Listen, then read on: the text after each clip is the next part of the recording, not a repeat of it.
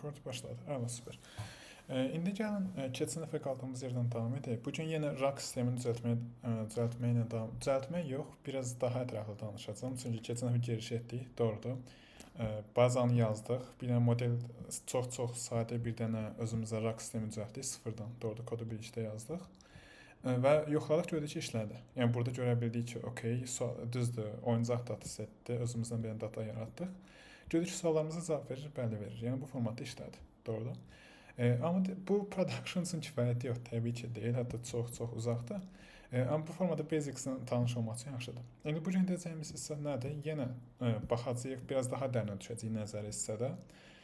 Baxacağıq ki, misal üçün retriever-ı necə qiymətləndirmək olar, vektor data bazlarıyla tanış olacaq və s. Ondan sonra gələn dərs yenidən bu dediklərimizi koda çevirəcəyik. Ayətən çalışacağım ki, dərs coding tipdə belə ki, daha yaxşı başa düşə biləsiniz deyə. İndi bəlkə coding 2 dərs falan ola bildi, çünki yəni kod yazmaq sıfırdan və s. vaxt alır adətən.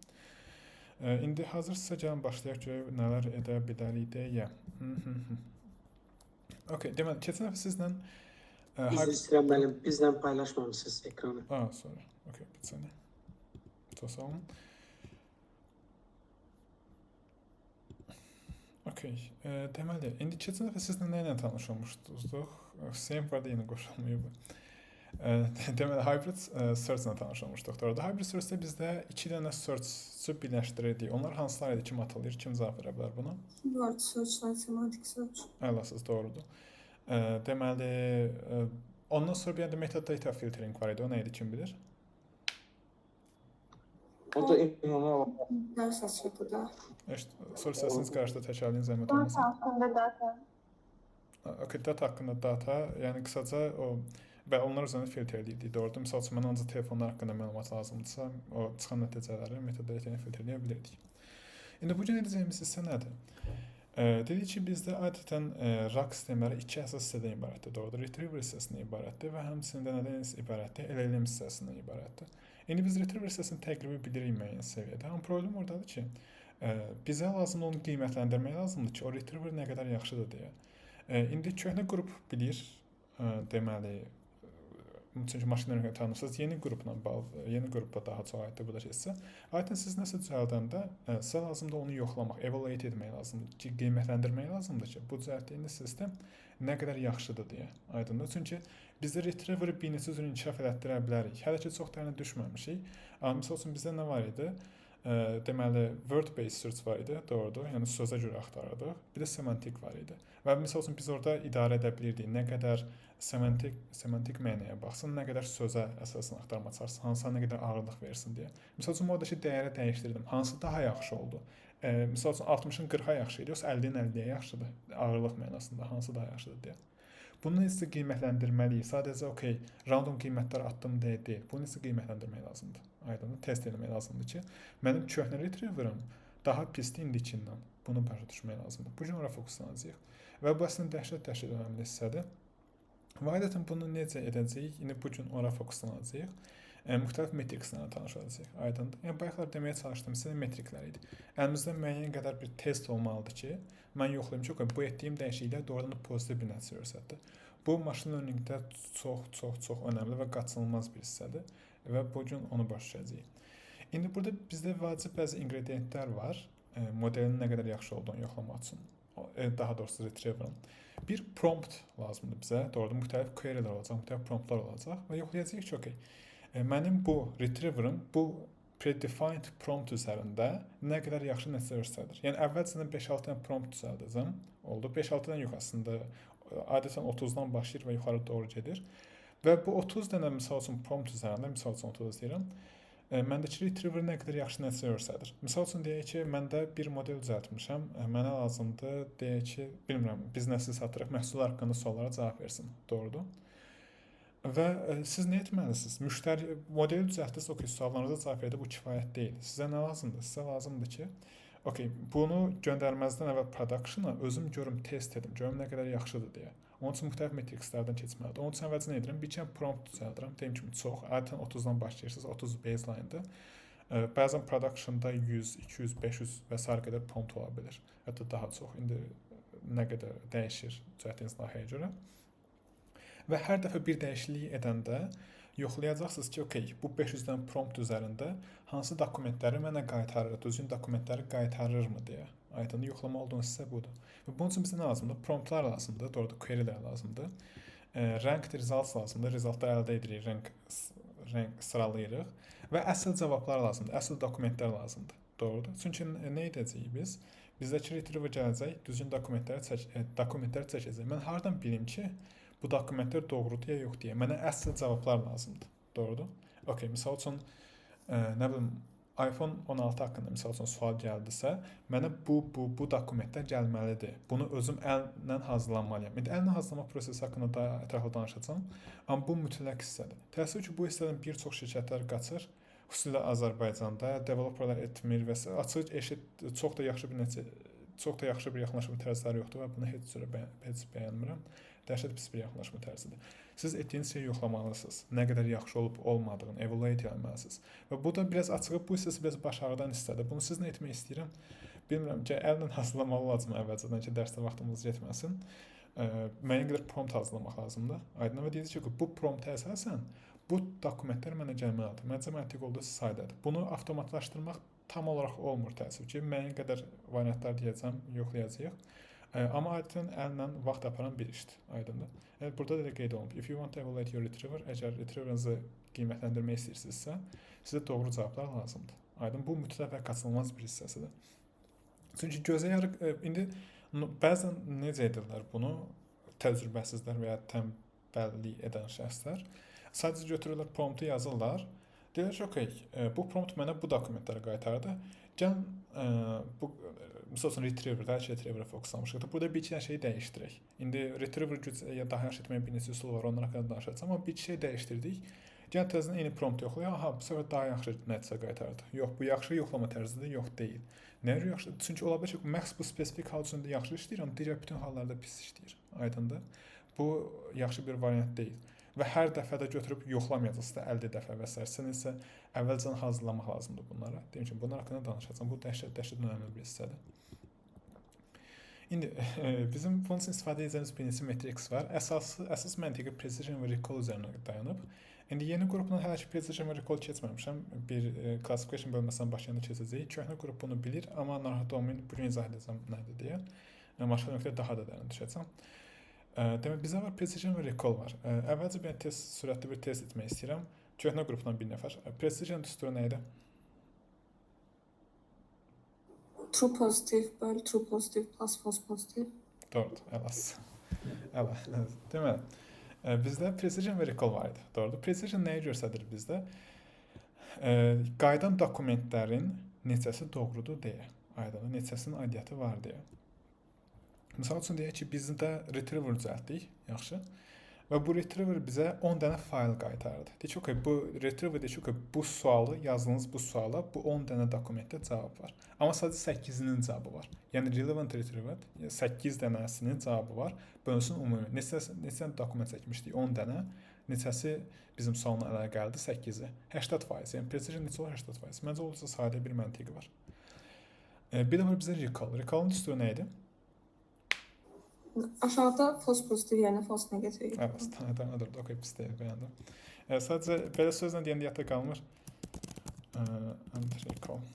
Ona görə bu yeni şəxslər də görsün dediyim kimi, bunu classification bölməsində biraz daha dərinə düşəcəm sizdə. Çünki bunu başa düşmək dəhşət önəmlidir. Amma hələ ki bu səviyyədə bilmək uşaq üçün kifayətdir. İndi bizdə hansı düsturlar?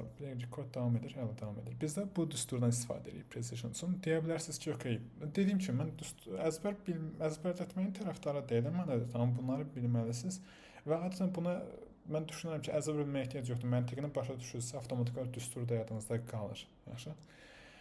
Deməli, Adilə xanımın dediyi kimi, precision bilmək istəyirsə, true pozitiv, bölünsün true pozitiv, üstələnsin false pozitiv olur. Yəni belə deyəndə chat mürəkkəbə oxşuyur, amma belə baxanda nədir? Ümumi doğrular, aydındır, 10 dokumentdən 8-in aidiyyəti var, 10 dənə dokument götürmüş, 80%, misal üçün. Aydın, bu qədər sadə bir məntiq var. True pozitiv, bölünsün true pozitiv, üstələnsin false pozitiv. Bu arada intervyuda bunu soruşurlar, əzbər soruşurlar. Çünki ən vacib hissələrindən biridir, xüsusilə imbalans datasetlərlə işləyəndə o da bu da və sərdiyim kimi daha dərin düşəcəm bu barədə. Amma əzbərdən soruşduqları bir düsturdur. Yadda saxlamaq da çətin deyil. Okay, nə baş verirəm dedim. Hə. Ona görə bunu yadda saxlamağa çalışın, məntiqini başa düşün. Və bu formatda bir nəticə əldə edirik. Deməli, precision məncə mənasını başa düşürsünüz. Recursion nədir? Recursion deyir ki, okey, deyək ki, bu sualla əlaqəli, deyək ki, bəlkə iPhone 16 sualı ilə əlaqəli bizdə bu knowledge base-də 12 dənə dokument var. Yaxşı? Yəni 12 dənə dokument bu sualla əlaqəlidir. Amma mən sadəcə 8-ni tanımışam, misal üçün. Aydındır? Və bu zaman nə olacaq? Relevant retrieved, yəni 8-ini tanımışıq. Total relevant nədir? 12 dənə ümumi dokument var. Yəni birinci stepı çox iyi. Mənim bu dəqiqə götürdüyüm dokumentlərdən neçəsi doğrudur? Aydındır? Recursion deyir ki, mən ümumi adi bu faylla əlaqəli olan faylların neçəsini tapa bilmişəm deyə. Aydındır? Çox sadə bir məntiq var. Dediyim kimi, sizlə classification bölməsinə çatanda maşın öyrəndik. Hansı ki, bir həftəyə falan çatacağıq. Orada daha ətraflı danışacağım bölmədə. Amma bunu bu səviyyədə məncə başa düşmək çətin bir hissə deyil. Və bu formatı nəyə tapa bilirik? Bu ikisinin adətən kombinasiyasından istifadə edirik. Aydındır? Bizə elə bir dənə retriever lazımdır ki, həm gətirdiyi dokumentlər aidiyyatı olsun, həm də düzgün dokumentlər tapa bilsin knowledge base-dəki. Aydındır? Bu qədər sadə. İndi gəlin burada biraz daha çox misal üzərində gedək, daha yaxşı olsun deyə. Düşünün ki, mən birinci retriever'ımı düzəltdim. Yaxşı? Və məndəki retriever 12 dənə dokument götürdü. Oldu. Və bu 12 dokumentin 8-nin bizim sualın aidiyyatı var. Nə edəcək? 8 bölünsün 12, o da 66%-dir. Yaxşı? Yəni bizim precision 66%-dir. Amma bu sualla əlaqəli, yəni yazdığımız sualla əlaqəli bizdə 10 dənə bu bütöv databazada, knowledge base-də 10 dənə fayl var. Yəni 10-undan neçəsini tapa bilmişik, 8-ini tapmışıq. Recall neçədir? 80%-dir.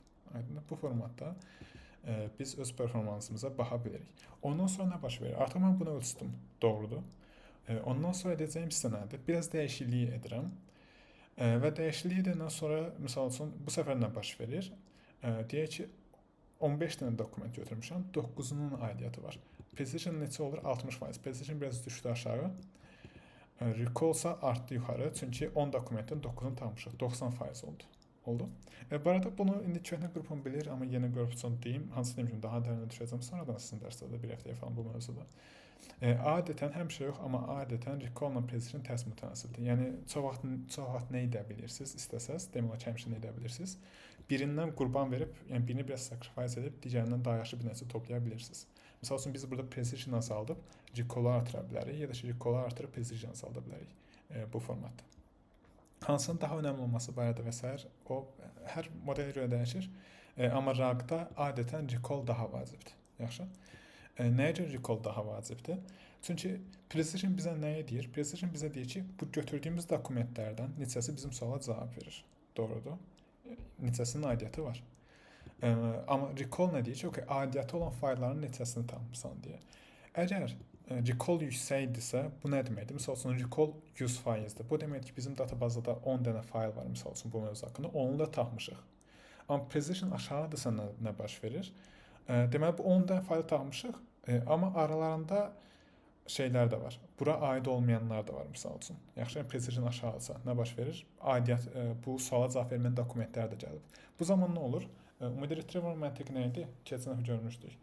O sual dokumentləri götürür, hərə əlavə edir, bizim prompta əlavə edir, bizim kontekstə əlavə edir. Doğrudur. Və bu zaman nə baş verir? Əgər siz biraz bütün vacib dokumentləri tapmısınız, amma arasında aidiyyatı olmayanlar da var. Yaxşı, yəni bizim suala cavab verməyənlər də var. Amma adətən LLM-lər, xüsusilə böyük LLM-lər kifayət qədər ağıllıdır, ignore edir, lazımsız dokumentləri ignore edə bilir. Yaxşı, deyək, okey. Burada bizim promptda bu məlumatlar var. Amma bu isə mənim istifadəçinin verdiyi suala cavab vermir, amma bu fayla cavab verir. Yəni precision dəhşət yüksək olmasa da olar, amma recall yüksək olmalıdır. Düzdür, bu çox bərbad da pis bir nəticədir, çünki lazımsız məlumatlarla çox etməyə neyinir, LDM çaşdırır. Amma adətən recall biraz daha vacib bir metriksdir. Aydın oldu səbəbi? Ümid edirəm, aydın oldu. Kimin sual var bu ilə bağlı? Okay, əla. İndi gəlin yeni qrupu yoxlamaq üçün, yeni qrupdan bir nəfər bu suala cavab versin, zəhmət olmasa, görün baş düşdünüz precision'dan recall-a yox. Düşünün ki, bizdə bir model düzəltmişik. Retriever'da, daha doğrusu retriever'da nəticə precision 100%-dir, recall 100%-dir və bizdə 10 dənə dokument gəlib. Bu nə mənaya gəlir? Precision 100%, recall 100%, 10 dənə dokument götürmüşük. Bu 10 dənə dokument nədir? Bunu kim izah edə bilər? Yeni qrupdan bir nəfər sənətimiz. Müəllim, məsələn, 14 dənə aidiyyəti olan bir sənət var idi. Onu gəlib 14-ünü də gətirib. Onun frekalda da 14 dənə gətiribsə, 14-ü də uyğundur bizim gətirdiyi əsasa. Yəni, axtardığımız sözə, prompta uyğundur. Okay. Sənədə uyğun məlumat gətirib. Evet, doğrudur. Biraz qarışıq izah edəcəm, amma doğrudur, bəli. Misal üçün deyək ki, bizdə 10 dənə dokument götürmüşük, doğrudur. Recall 100%, precision 100% o deməkdir ki, bizdə onsuz bu sualla bağlı knowledge base-də 10 dənə dokument var idi. Onu da götürmüşük, doğrudur. Nəyə görə onu da götürmüşük? Çünki nə edirdik? Götürdüyümüz dokumentlər bölünsün ümumi aidiyyəti olan dokumentlər. Yəni 10 bölünsün 10 qaytar 1, yəni 100%, doğrudur. Precision 100% nə deməkdir? Götürdüyümüz dokumentlər və ümumidə daha doğrusu əlaqəsi olan götürdüyümüz dokumentlər, yəni bu 10 dənə dokumentin neçəsi sualımıza cavab verir, onu da sualımıza cavab verir. Və neçə dokument götürüb? 10 dənə dokument götürüb. Neçədir? 10 bölünsün 10 yenə 1, yəni 100%. Aydın, yəni 100 ikisində də belə bir nəticə əldə etməyiniz bu mənaya gəlir. Okay, ümid edirəm buradakı məntiq aydın oldu deyə. Bu recall-la precision dəhşət önəmli bir hissədir. Ümumidə bu gələcək həyatınızda ya da bəzən onsuz kifayət qədər istifadə edən işləyənlər oldu, amma bunu başa düşmək çox önəmlidir. Mən insanlar görmüşəm, precision recall başa düşmür, götürür accuracy-dən istifadə edir. İndi deyim kimi, yeni başlayan qruplarda çox bir məlumat yoxdur. Amma bu metriksləri başa düşmək dəhşət önəmlidir. Hansı ki, daha dərinə düşəcəyik bunlar hamısı haqqında. Okay, indi növbəti hissə hardadır? Bu hissə isə hər kəsə yenidir. Bizdə ümumidə əgər retriever üzərində işləyirsinizsə, adətən top C dokumentə baxırsınız, yaxşı?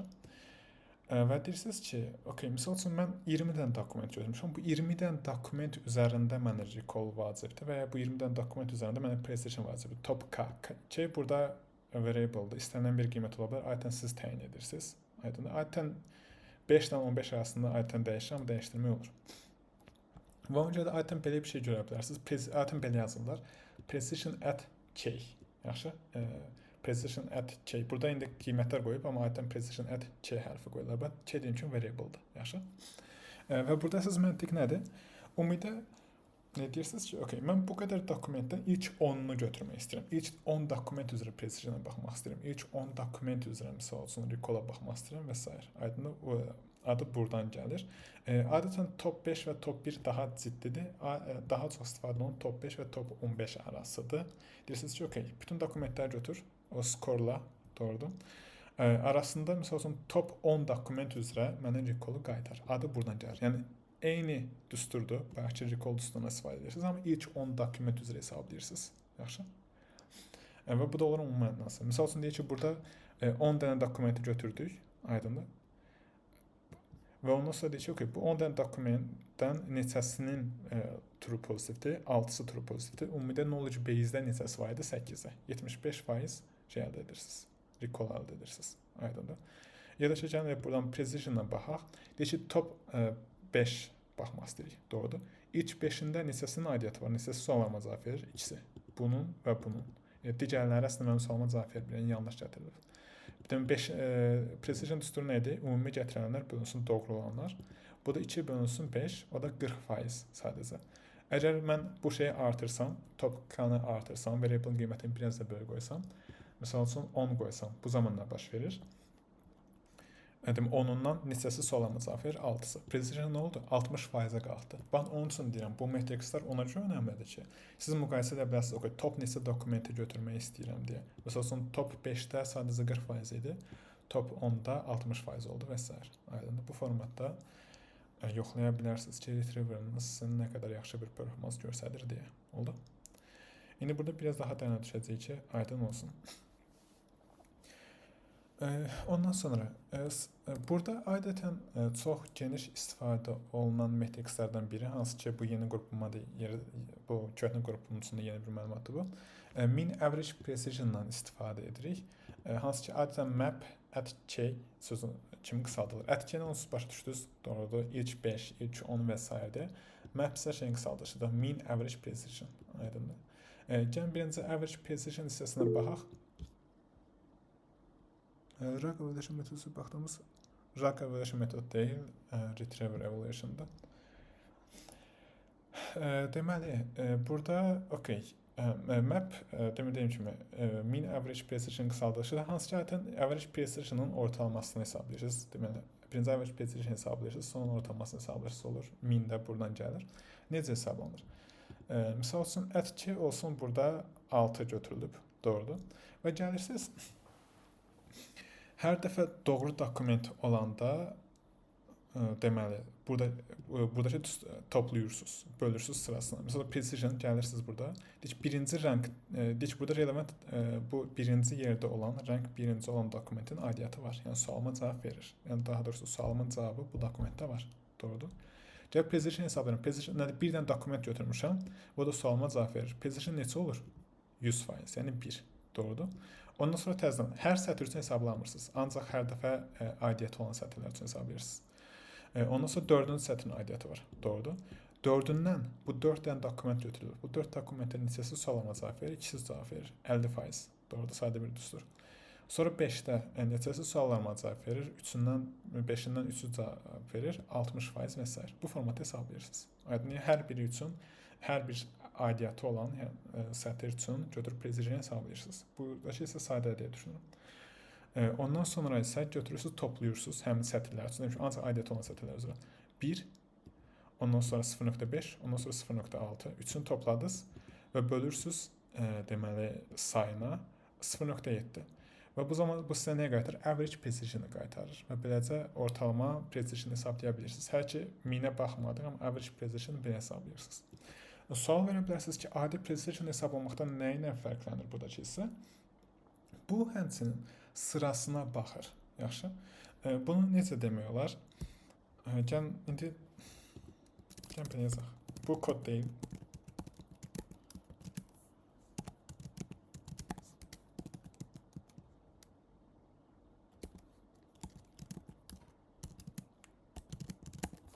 İndi misal üçün deyək ki, mən buradakı hissəyə gəlsəm və burada hesablamağa çalışsam adi precision-ı. Doğrudur. Deyək ki, ilk 10 dokument üzrə hesablayıram. İkisində də məndə birinci metodda precision neçədir? 30%-dir. Doğrudur. Burada da 10 dənə dokument üzrə bu arada rəngləridir. Birinci gətirilən dokument, ikinci gətirilən dokument, üçüncü gətirilən dokument və s. deyə.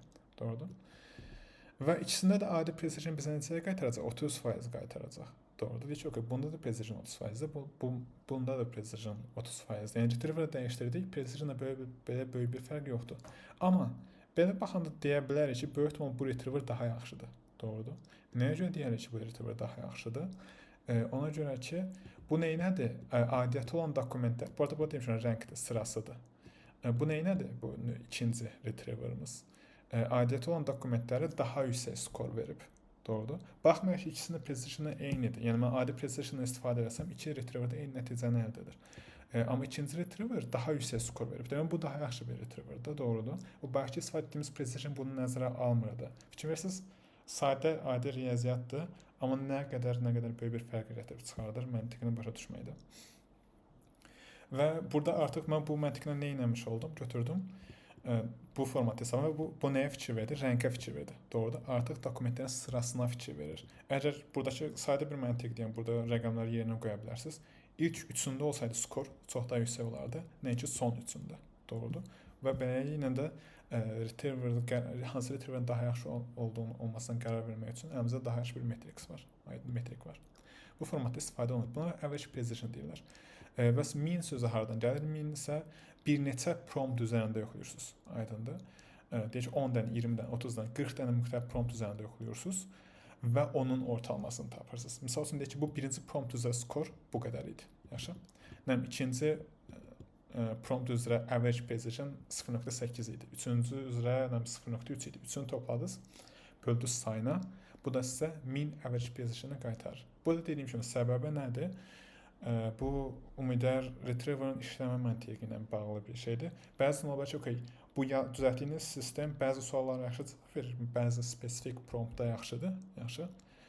Amma bir çox promptda pisdir. Məsəl üçün, bir çox suala pis cavab verir. Onun üçün sənə ehtiyac var, bir neçə prompt üzərində yoxlamağa ehtiyac var, hansı ki, bayaqca dediyim məntiqə qayıdırıq.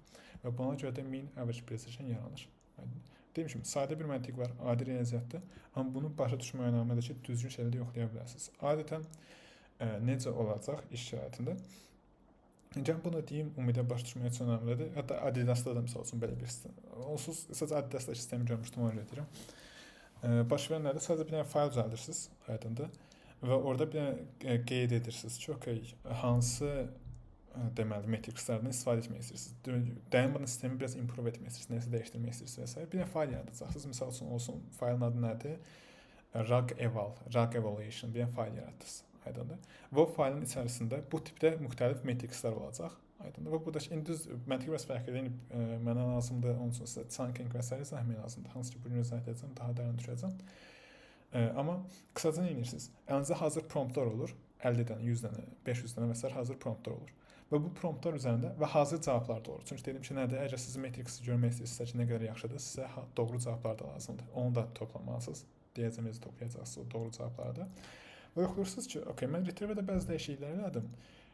Gəlin görək bu retriever etdiyim dəyişikliklər nə qədər yaxşı nəticə göstərəcək. Aydındır və həmin o fayl aydındır götürəcək, həmin promptları bir-bir yoxlayacaq. Əlinizdə doğru cavablar da olacaq. Aydın bir əlavə bir dənə JSON fayl yaradarsınız deyək ki, orada da doğru cavablar olur. Və baxarsınız ki, okey, sizdəki bu məntiq, bu retriever nə qədər yaxşı nəticə göstərir deyə. Etdiyiniz dəyişikliklər yaxşıdır yoxsa pisdir, bildiniz? Və bu adətən sizə nəyə imkan verir? Daha tez dəyişikliklər etməyinizə imkan verir, fərqli nəticələr yoxlamağınıza imkan verir. Oldu? Və beləliklə də daha yaxşı bir production çıxarda bilirsiniz, hansı ki, bu produkt daha dözümlü olur istifadəçi querylərinə qarşı və s. Ümid edirəm buradakı hissə aydındır. Kimsin sual var bu ilə bağlı? Okay, düşünürəm ki, yoxdur deyə.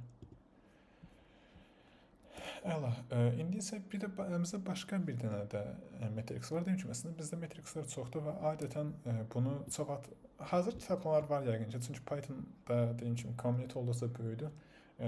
Axtarıb tapa bilərsiniz, amma adətən bir çox halda sıfırdan, çünki adi sayda düsturlardır çox vaxt, bir çox daha asandır idarə etmək və mən adətən bir çox halda framework-a yox, özüm yazmağı bəyənirəm bu məntiqləri production-da da. Və məsəl üçün istifadə edəcək başqa bir matrix reciprocal rank-dir və bu məntiqi nədir? İlk qaydan dokument, ilk qaydan doğru dokumentə baxırsınız. Yaxşı? Məsəl üçün gəlirsiniz bura. Deyək ki, 10 dənə fayl çəkmisiniz. Doğrudur. Bu 10 dənə fayldan ola bilər ki, birinci, yəni ən yüksək skor verdiyiniz dokument əslində sizin suala cavab vermir. Ya da ki, sual cavab verir. Reciprocal rank isə qaytarır ki, okey, bu çəkdiyiniz fayllar arasında ilk doğru harda yerləşir? Aydındır? Əgər nə qədər ilk doğru yuxarıda yerləşirsə, o qədər yaxşı nəticə qaytarır. Məsəl üçün deyək ki, 10 dənə dokument çəkmisiniz və birinci dokument elə sizin suala aidiyyəti var, yəni sizin suala cavab verir. Yaxşı? O zaman necə olacaq? 1/1 100% bir skor əldə edirsiniz. Deyək ki, ikinci yerdədirsə nə olacaq? 1/2 0.5. Yəni nə qədər aşağıdırsa, yəni nə vaxt ki, birinci suala cavab verən, sualınıza doğru cavab verən dokumenti nə qədər aşağıdadırsa, o qədər nədir? Skorunuz aşağı olur. Aydın. Fikir verirsiniz, müxtəlif metrikslər var. Çox sadə düsturlardır. Amma beləliklə siz evaluate edə bilirsiniz, qiymətləndirə bilirsiniz ki, sizdəki retriever nə qədər yaxşı işləyir deyə. Burada qeyd olunub, nə qədər sorğun gəlsə, o qədər biz nəticə əldə edirsiniz. Və yenə buna şey kimi yazılır, min reciprocal rank var, MRR kimi. Və bu da nədir? Yenə bir dənə prompt üzərində yoxlamırsınız. Bir dənə prompt üzərində yoxlamaq çox pis bir yaxınlaşma tərzidir, dəhşətli dərəcədə pis yaxınlaşma tərzidir. Çoxlu yəni promptlar hazırlayırsınız, bəlkə eyni məntiq. Və bu dokumentlər üzərində yoxlayırsınız ki, sizdəki retriever nə qədər yaxşı nəsə göstərir. Deyək ki, bunu eləyəcəyik. Açıq bilmirəm nə qədər vaxtımı alacaq. Əvvəlcədən çalışacağam hazırlayım əsl cavabları. Yaxşı, müxtəlif promptlar və bu promptlar əsasında hansı dokumentlər gəlməlidir. Və bir işdə yoxlayacaq bu metrikslərin hər birini düzəldəcəyik ki, edə bilək deyə. Çünki bu çox başa düşmürəm bu niyə Azərbaycanda belədir, amma bu şeylər düzəltmək, maşın önəmli işləmək sadəcə modeli düzəltmək deyil, yoxlamalısınız, evaluate etməlisiniz. Evaluate etmək dəhşət önəmli bir hissəsidir. Sizə lazımdır ki, model harda yaxşıdır, harda pisdir. Oldu. Hətta siz bunları edəndə məsəl üçün çoxlu promptlar hazırlayanda nələrə fikir verə bilərsiniz. Deyək ki, sizdəki retriever olduqca yaxşı nəticə qaytarır. Deyək ki, telefonla bağlı suallar üzərində ya da ki, müştərinin nə bilim bu deyək ki, texnoloji cihazlar özü suallarına cavab qaytarır. Amma nə var ki, müştəri suallar verir deyək ki, şeylər üzərinə. Pulu necə qaytarmaq olar ya da veb saytına bağlantılı bir spesifik sual çox da yaxşı cavab vermir. Sizə nə lazımdır? Çoxu prompt hazırlamaq lazımdır və bu zaman görə bilərsiniz nə zaman yaxşı necə qaytarır, nə zaman pis necə qaytarır və s. Burada logslar və s. də var, orada çatacağam. Necə izləmək olar deyə həmişə nəticələri. Open telemetri və s. kitabxanalardan istifadə edəcəyik. İndi burada edəcəyimiz hissə nədir? Okay, bu onsuz bunun məntiqini başa düşdünüz. Recoverable rank sadəcə min, doğrudur. Orada birinci dokument üzrə, deyək ki, birinci dəfə 1 qaytardı. İkinci prompt üzərinə 3-cü yerdədir. O birisinin 6-cı yerdədir, o birisinin 2-ci yerdədir. Topladınız, böldünüz sayına və min recoverable rank olaraq 50%, 0.5-ci əldə ediniz. Yəni nə qədər yüksəkdirsə, o qədər yaxşıdır nəticəsi. Deməli, okay, yenə adətən hansı metriklərdən daha çox istifadə olunur? Recall və recall at 2, doğrudur, çox geniş şəkildə istifadə olunur. Ən vacib metriklərdən biridir. Başa düşməlisiniz ki, doğru dokumentlərin neçəsini götürə bilmisiniz, doğrudur. Precision and map'dən çox geniş şəkildə istifadə olunur. Min recoverable rankdən çox geniş şəkildə istifadə olunur. Yaxşı. İndi bunların sonradan hətta biz bunları inkişaf etdirməyə çalışacağıq. Görəcəyik ki, necə recall inkişaf etdirə bilərik. Məsələn, bəzən precisiondan qurban verəcəyik, recall artıracağıq və s. Ya da ki, ikisini də artırmağa yoxlayacağıq, tipli metodlardan istifadə edəcəyik. Və deyim kimi, metriklər sizə kömək edir həmin retriever'ın performansını evaluate, qiymətləndirməkdə və yoxlayırsınız ki, mən bu etdiyim dəyişikliyi doğrudan pozitiv nəticə göstərdi, yoxsa negativ nəticə göstərdi. Negativ də nəticə göstərə bilər, bu tamamilə normaldır. Düşünə bilərsiniz ki, belə üçün daha yaxşı nəticə qaytardı. Bəlkə sadə bir şey, bəlkə promptu dəyişdiniz, aydındır. Çünki biz nə edirdik? Misal üçün, prompt yazırdıq. Biz haradasa prompt, burada daha prompt yazmışdım mən. Yox. Okay, məsələn, prompt yazmışsınız, doğrudur. Bu prompt da həmin əslində bu retriever üçün prompt yazmamışam. Okay, çünki araya çatmamışıq. Amma deyək ki, əlləmə performansı, doğrudur. Nədən asılıdır? Yazdığınız promptlardan asılıdır. Nəyisə dəyişdirdiniz, odur, budur və s. Görmək istəyirsiniz ki, mən bu etdiyim dəyişiklik necə bir performans gətirdi, artırdı, azaltdı və s. Çünki deyim ki, əvvəlcədən bilmək çətindir. Çünki bu əlləmlər nədir? Deterministik modellər deyil. Probabilistikdir. Yəni əvvəlcədən nəticəni demək biraz çətindir. Yaxşı gözlədiyiniz bir şey mənfi nəticə qaytara bilər. Evet, bu oldu birinci hissə. Ümid edirəm bu da hissə aydındır. İndi mənə lazımdır biraz vektor databazalar haqqında danışmaq, bir də chunking və s. danışacağam. Ondan sonra isə təzədən qayıdacağam bura, necə bu datanı hazırlaya bilərsiniz haqqında danışmaq istəyirəm. Çünki dediyim kimi, lazımdır datanı hazırlamaq. Burada bəzi üsullar var, hətta bəzən insanların gözdən qaçırdığı hissələr var. Onun üçün istəyirəm ki, bura qayıdım bir dəfə də danışım. Okay, növbəti PDF keçməzdən əvvəl. Burayla bağlı kimdəsə bir sual var? Okay, deyəsən yoxdur. Bu arada bugün az adam qoşulub, deyəsən kimsə. Bəzi adamlar yoxdur, amma onu deyəm kimlər. Deməli. Okay, indi də gedəcəyik növbəti bölməyə. Burada bugün danışacağım vektor databazalar haqqında danışacağım. Oldu. Və orada necə bu productionda istifadə olunan chunking, query parsing, ranking və s. tipli hissələr haqqında danışacağıq. İndi bizdə nə baş verir? Onsuz databazalar və s. haqqında danışmışıq. Doğrudur. İndi ümumilikdə əgər götürüb RAG üzərində işləyirsinizsə, demək olar ki, həmişə sizə vektor databazaları lazım olacaq. Və ümumi vektor databaza keçən dəfə danışmışdıq onun təqrib işləm məntiqini, amma biraz daha dərin düşməyə çalışacağıq bizdən. Və baş verən nədir? Ümumidə biz demişdik ki, birinci dokumentləri götürürük, doğrudur, onları vektorize edirik. Hansı ki, nə baş verirdi? Həmin vektorlar adətən həmin dokumentlərin mənasını izah edir. Məsəl üçün, bizdə müxtəlif sentence transformer modelləri var, Hugging Face-dən, doğrudur. Hansı ki, encoder olunan modellərdir. Və həmin encoder onları təzə qrup bilmir nədir, çatana danışacağım. Sadəcə böyük dil modelləridir, doğrudur. Və həmin dil modellərinə müxtəlif dokumentlər göndərirsiniz. Həmin dokumentlərin vektor şəklində ifadə edir. Və biz nə demişdik? Müxtəlif vektorların bir-birinə nə qədər oxşadığını görmək olur. Doğrudur, bu vektor bu vektora nə qədər oxşuyur deyə buna baxa bilirik. Bunun üçün çox geniş istifadə olunan bir algoritma var. Bizdə var KNN var. K nearest neighbor sözün qısalışı. K yenə variable-dır, aydındır. Ən yaxın bir neçə qonşu. Misal üçün burada baş verən nədir? Siz nəyə baxa bilərsiniz? Bu nöqtələrin hər biri deyək ki, bizdəki o datalardır. Yaxşı? Yəni müxtəlif fayllardır, hansı ki vektorize etmişəm, dokumentlərdir və s. və s. Mənə nə lazım olacaq? Götürərəm, mən bir prompt yazaram və promptu nə edirik? Yenə onu da vektora çeviririk və baxırıq ki, okay, mənim vektorum hansı vektorlara daha çox oxşuyur, hansılara daha yaxındır. Qısaca məntiqi belə olmuşdur. Doğrudur? Və nə qədər yaxındırsa, semantik olaraq o qədər yaxındır və həmin faylları götürə bilirəm. Bizdə sadə bir alqoritma var, K nearest neighbor məntiqi var və işləm məntiqi çox sadə deyim ki, götürürük hər bir dokumentlərin arasındakı məsafəyə baxırıq və bəzi tapa bilirik. Bu formatı hesablaya bilərsiniz. Və bunun üçün deməli hansı şeylərdən istifadə edə bilirik? Manhattan distance və sair tipli şeylərdən istifadə edə bilirik. Doğrudur? İndi sadəcə bunun bir problemi var. Bu məntiqin kiçik bir problemi var. Və bu problem nədir? Xətti şəkildə böyüyür. Yəni məsəl üçün əlimizdə 1000 dənə dokument varsa, mənə nə lazım olacaq? Bir dənə prompt yazmışam. Bu yazdığım prompt bu 1000 dənə dokumentin hər birinə hansı məsafədədir hesablamalıyam. Doğrudur? Əgər əlimdə 1 milyon dənə dokument varsa, bu zaman nə baş verir? Həmin promptu o 1 milyon dənə dokument, sonra 1 milyard dənə dokument varsa, həmin promptu 1 milyard dənə dokumentlə müqayisə etməliyəm. Hansına daha yaxındır deyə. Çünki əvvəlcədən biz gözlə təqrib belə deyirəm. Amma əvvəlcədən demək olmur ki, okay, bunların hansına daha yaxındır. Məsafəni necə hesablamalıyam? Yaxşı? Qısaca məntiq belədir. Yəni istiqaməti daha doğrusu hesablamalıyam. Qısaca məntiq belədir. Aytən istiqamətə baxırıq. İndi və bu çox da yaxşı bir ideya deyil. Çünki nədir? Burada scaling issue'lar, yəni scalinglə bağlı problemlər yaranır. Yəni dokumentlərin sayı artdıqca nə baş verir? Sizdə retriever daha da yavaş işləyir. Əgər bundan 1000 dənə dokumentiniz varsa, bu 1 milyard dənə dokumentdən təqribən milyon dəfə daha yavaş işləyir. Doğrudur. Yəni nə qədər çox dokument varsa, o qədər daha çox hesablama. Milyon dəfə o qədər yavaş işləmir, amma daha çox hesablama etməlidir. Doğrudur. Qısaca məntiqi belədir. O qədər yavaş işləmir sonra.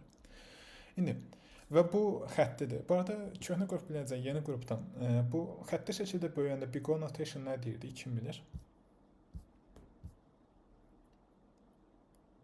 N-dən mənim səhv eləmirəmsə. O-N. Bəli, standart doğrudur. O-N idi. Doğrudur. Deməli, yəni qısaca xətti şəkildə böyür. Datanın miqdarı artdıqca düz eyni istiqamətdə hesablamada artır. Doğrudur, qısaca məntiqi belədir. Nə qədər çoxdursa, hesablamada o qədər xətti şəkildə böyüyəcək. Və bu da yaxşı bir şey deyil. Production üçün kifayət qədər yaxşı deyil. Onun üçün adətən KNN-dən istifadə etmirsiniz. Yəni K nearest neighbor-dan istifadə etmirsiniz. Onun daha sürətli bir variantı var. Approximate nearest neighbor algoritması var. Bu arada bu algoritmanı bu təzə qrupdan keçməmişəm. Bunun riyaziyyatı da işləmə məntiqidir və s. Dənə düşəcəyi maşın learning istəsən başlayanda. Aydın riyazi bölmə. Hansı ki demişim, bu həftədən etibarən başlayacağıq sonra. İndi və approximate nearest neighbor işləmə məntiqi necədir? Təqribi məsafəyə baxır. Yaxşı? Və yenə bu olduqca, indi nəyə görə sürətli olduğunu deyəcəm, amma olduqca daha sürətlidir KNN-dən. Data structure-lar üzərində qurulub. Hansı ki bu data structure köhnə qrupdan hansı data strukturudur? Kim bilir? Əvvəlsiz qraflardır. Tahmin doğrudur. Bu yeni qruplara keçsəm, misal üçün mən sizə deyirəm, algoritmalar bilmək onun üçün önəmlidir. Hansı ki, normalda deyə bilərsiniz ki, bu algoritmalar mənim nəyimə lazımdır, data structure-lar nəyimə lazımdır. Sırf algoritmanı başa düşdüyünüzə görə bilirsiniz ki, okay, sizin bu etdiyiniz əməliyyat nə qədər daha çox vaxt aparır. Aydındır? Bu, misal üçün, bu qraf deyə bir data structure var. Və bunu başa düşəndən sonra okay, bunu tətbiq edə bilirsiniz. Məntiqin sıfırdan yazmaq lazım deyil, onsuz hazırdır. Amma başa düşmək sizə imkan verir ki, düzgün seçim etməyinizə imkan verir. Yaxşı? Və ümumiyyətlə düzgün seçim etməyindən əlavə başa düşə bilirsiniz ki, bu nəyə görə daha sürətlidir, bu nəyə görə bu belə oldu və s. Onun üçün deyirəm ki, bu basic hissəsi dəhşət önəmlidir.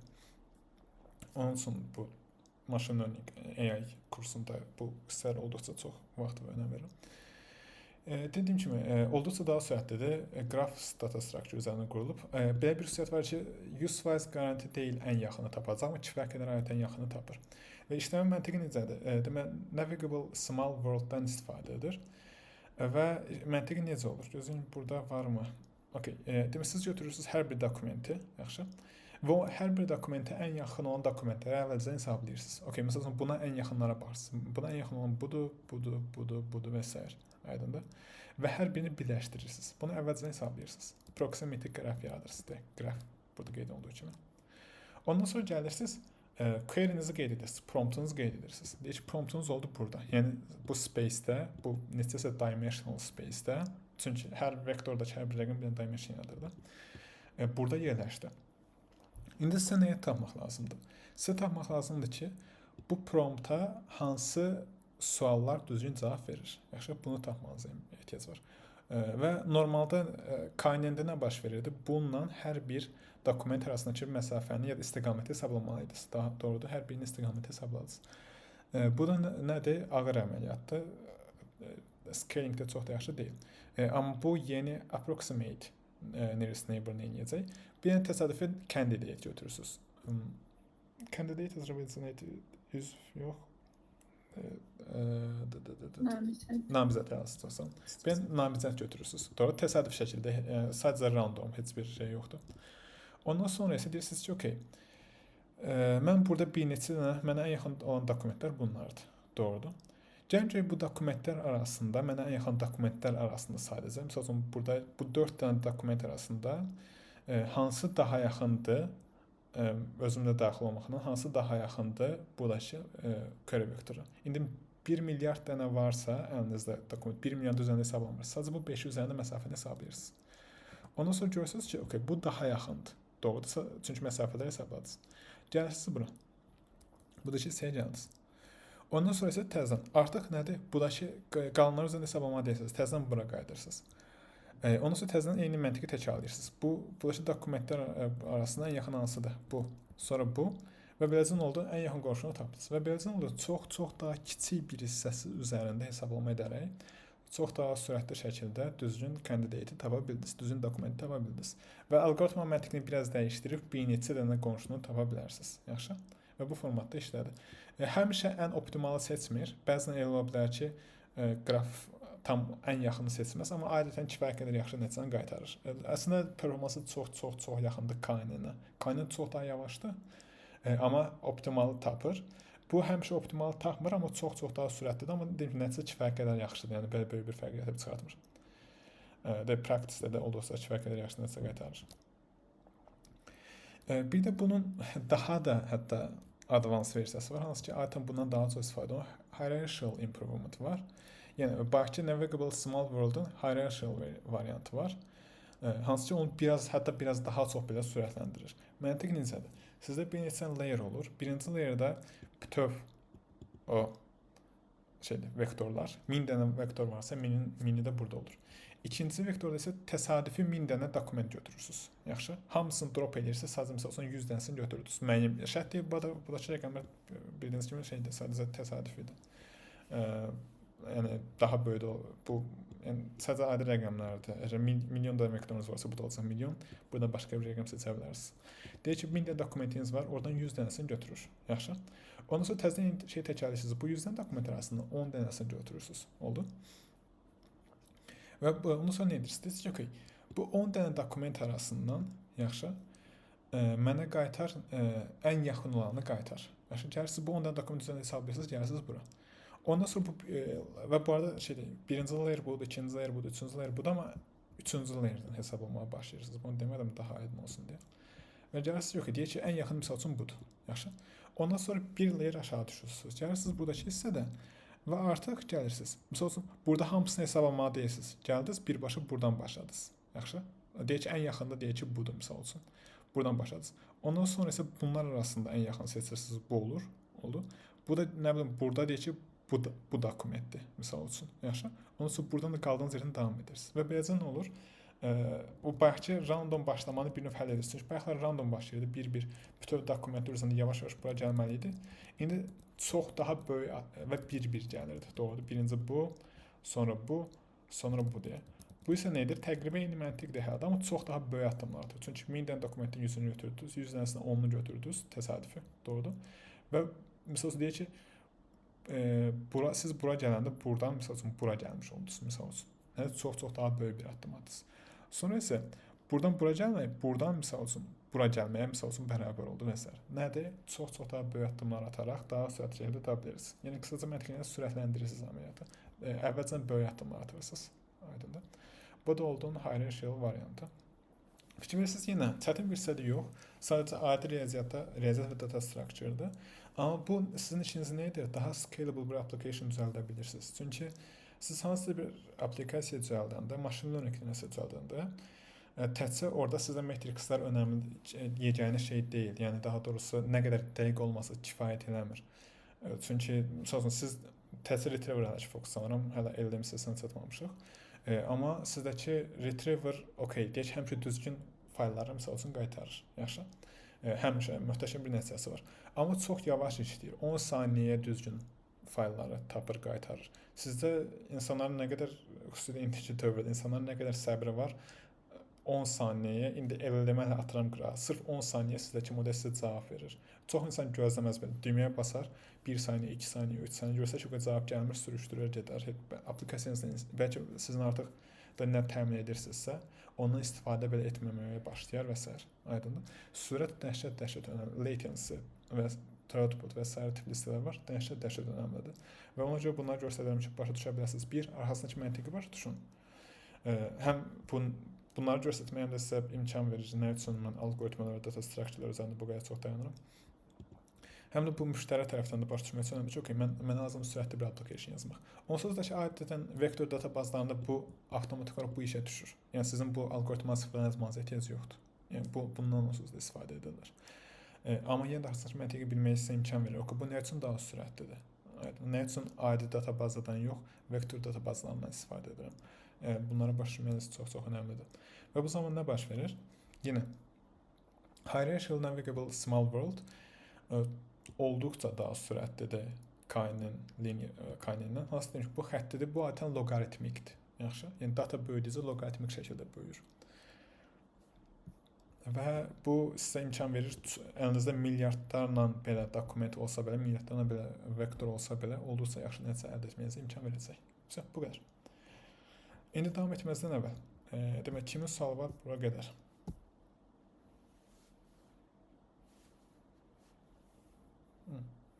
Düşünürəm ki, deyəsən yoxdur. Əla, deməli, indi gəlin davam edək, görək başqa nələr edə bilərik burada.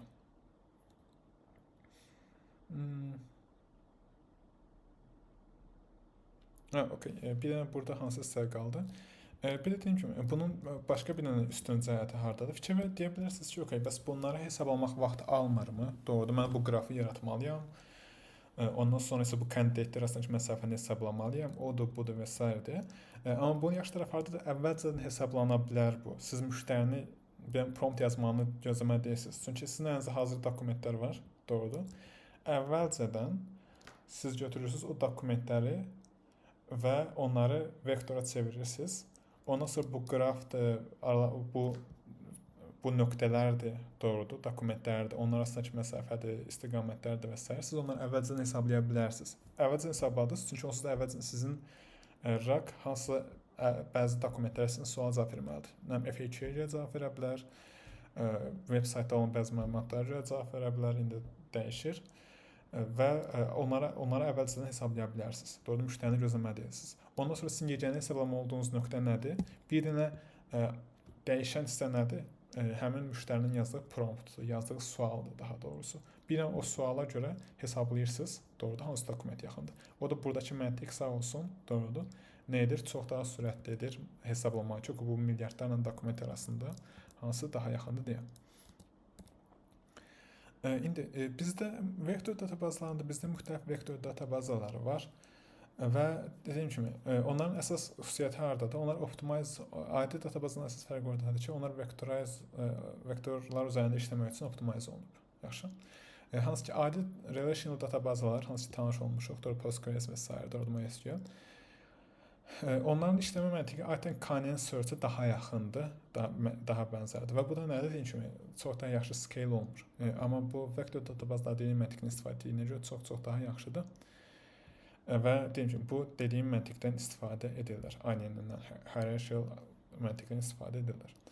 Bizdə müxtəlif vektor databazalar var. Bizdə VV8 var. Bilmirəm, düzün pronunsiya etməyə yox. face var, PG vektor var, ondan sonra quadrant, PG quadrant nəsə müxtəlif adları da var, açıq adları çox yaxşı saxlaya bilmirəm. Bunlardan istifadə edə bilərik. Bizdə Web8 var. Açığı bu kursa istifadə etdikləri buydu. Mən bəlkə başqasından istifadə etdim. Productionda daha çox istifadə olunan biri var. Adın default choice olur. Amma belə önəmi yoxdur. Yəni bir çox vektor databazanın işləmə məntiqi bir-birinə dəhşət yaxındır. Əgər birini bilirsinizsə, digərlərini bilirsiniz. Adətən adi databazı işlətməyə olduqca oxşuyur. Yaxşı. Onun üçün bunun çox önəmi yoxdur. Və artıq gələn dərsdən biz öz vektor databazamızı istifadə edəcəyik. Keçən dəfə ehtiyac yox idi vektor databazası düzəltməyimizə. Nəyə görə yox idi? Çünki əlimizdə balaca bir dataset var idi. Doğrudur. Burada axtarış etmək çətin bir şey deyil. 5 dənə dokument, 5 dənə cümləmiz var hətta burada sadəcə. Amma əsl şəraitdə bu 5 dənə dokumentimiz olmur. Yüzlərlə, milyonlarla və s. dokumentimiz olur. Ona görə də artıq gələn dərsdən vektor databazalarında götürüb inteqrasiya edəcəyik. Hansının olduğu çox da bir fərqi yoxdur. Biri daha çox istifadə olunur. Yəni qəribə bir adı var idi. Desin belə yazılırdı gözüm. Chromadır bəlkə. Yox, ondan yox, bundan daha çox. Ən çox istifadə olunan budur. Çünki şeydir, həm open source-dur, həm pulsuzdur. Adətən şeydir, yəni bizim yoxlamamız üçün pulsuz 1 GB, 20 GB-a qədər pulsuz istifadə etmək olur. Olduqca effektivdir, amma belə bir fərqi yoxdur. Chromadan da istifadə olunur, PG vektordan da istifadə olunur. Adətən şeydir, şirkətə verəcəyiniz qərarlardan asılıdır. Misal üçün, əgər data şeydədirsə, Postgres-dədirsə, adətən PG vektordan istifadə olunur. Face var. Dediyim kimi, açıq, necə pronons olduqlarından əmin deyiləm. Bu var, bu adətən şey üçün daha çox istifadə olunur. Local development-də, çünki sürətlidir, amma production üçün bundan istifadə edəmirsiniz. O qədər dərin düşməyə ehtiyac yoxdur. Deyim ki, onsuz da hamısı məntiqi eynidir. İndi, okay, burada sadəcə kod misallarıdır. Bunun üzərində çox dayanmayacağım, çünki onsuz da kodunu sıfırdan yazacaq birlikdə. Bu da şeysə çox da önəmli deyil. İndi növbəti hissəmiz hardadır? İndi biz databazanı düzəldəcəyik, datanı yükləyəcəyik və search-lərimizi edəcəyik, doğrudur. Amma burada hələ də bizim əlimizdə olan bəzi problemlər var. Bunların üzərinə düşməliyik ki, çünki gələn dərs bunu daha yaxşı düzəldə biləydik.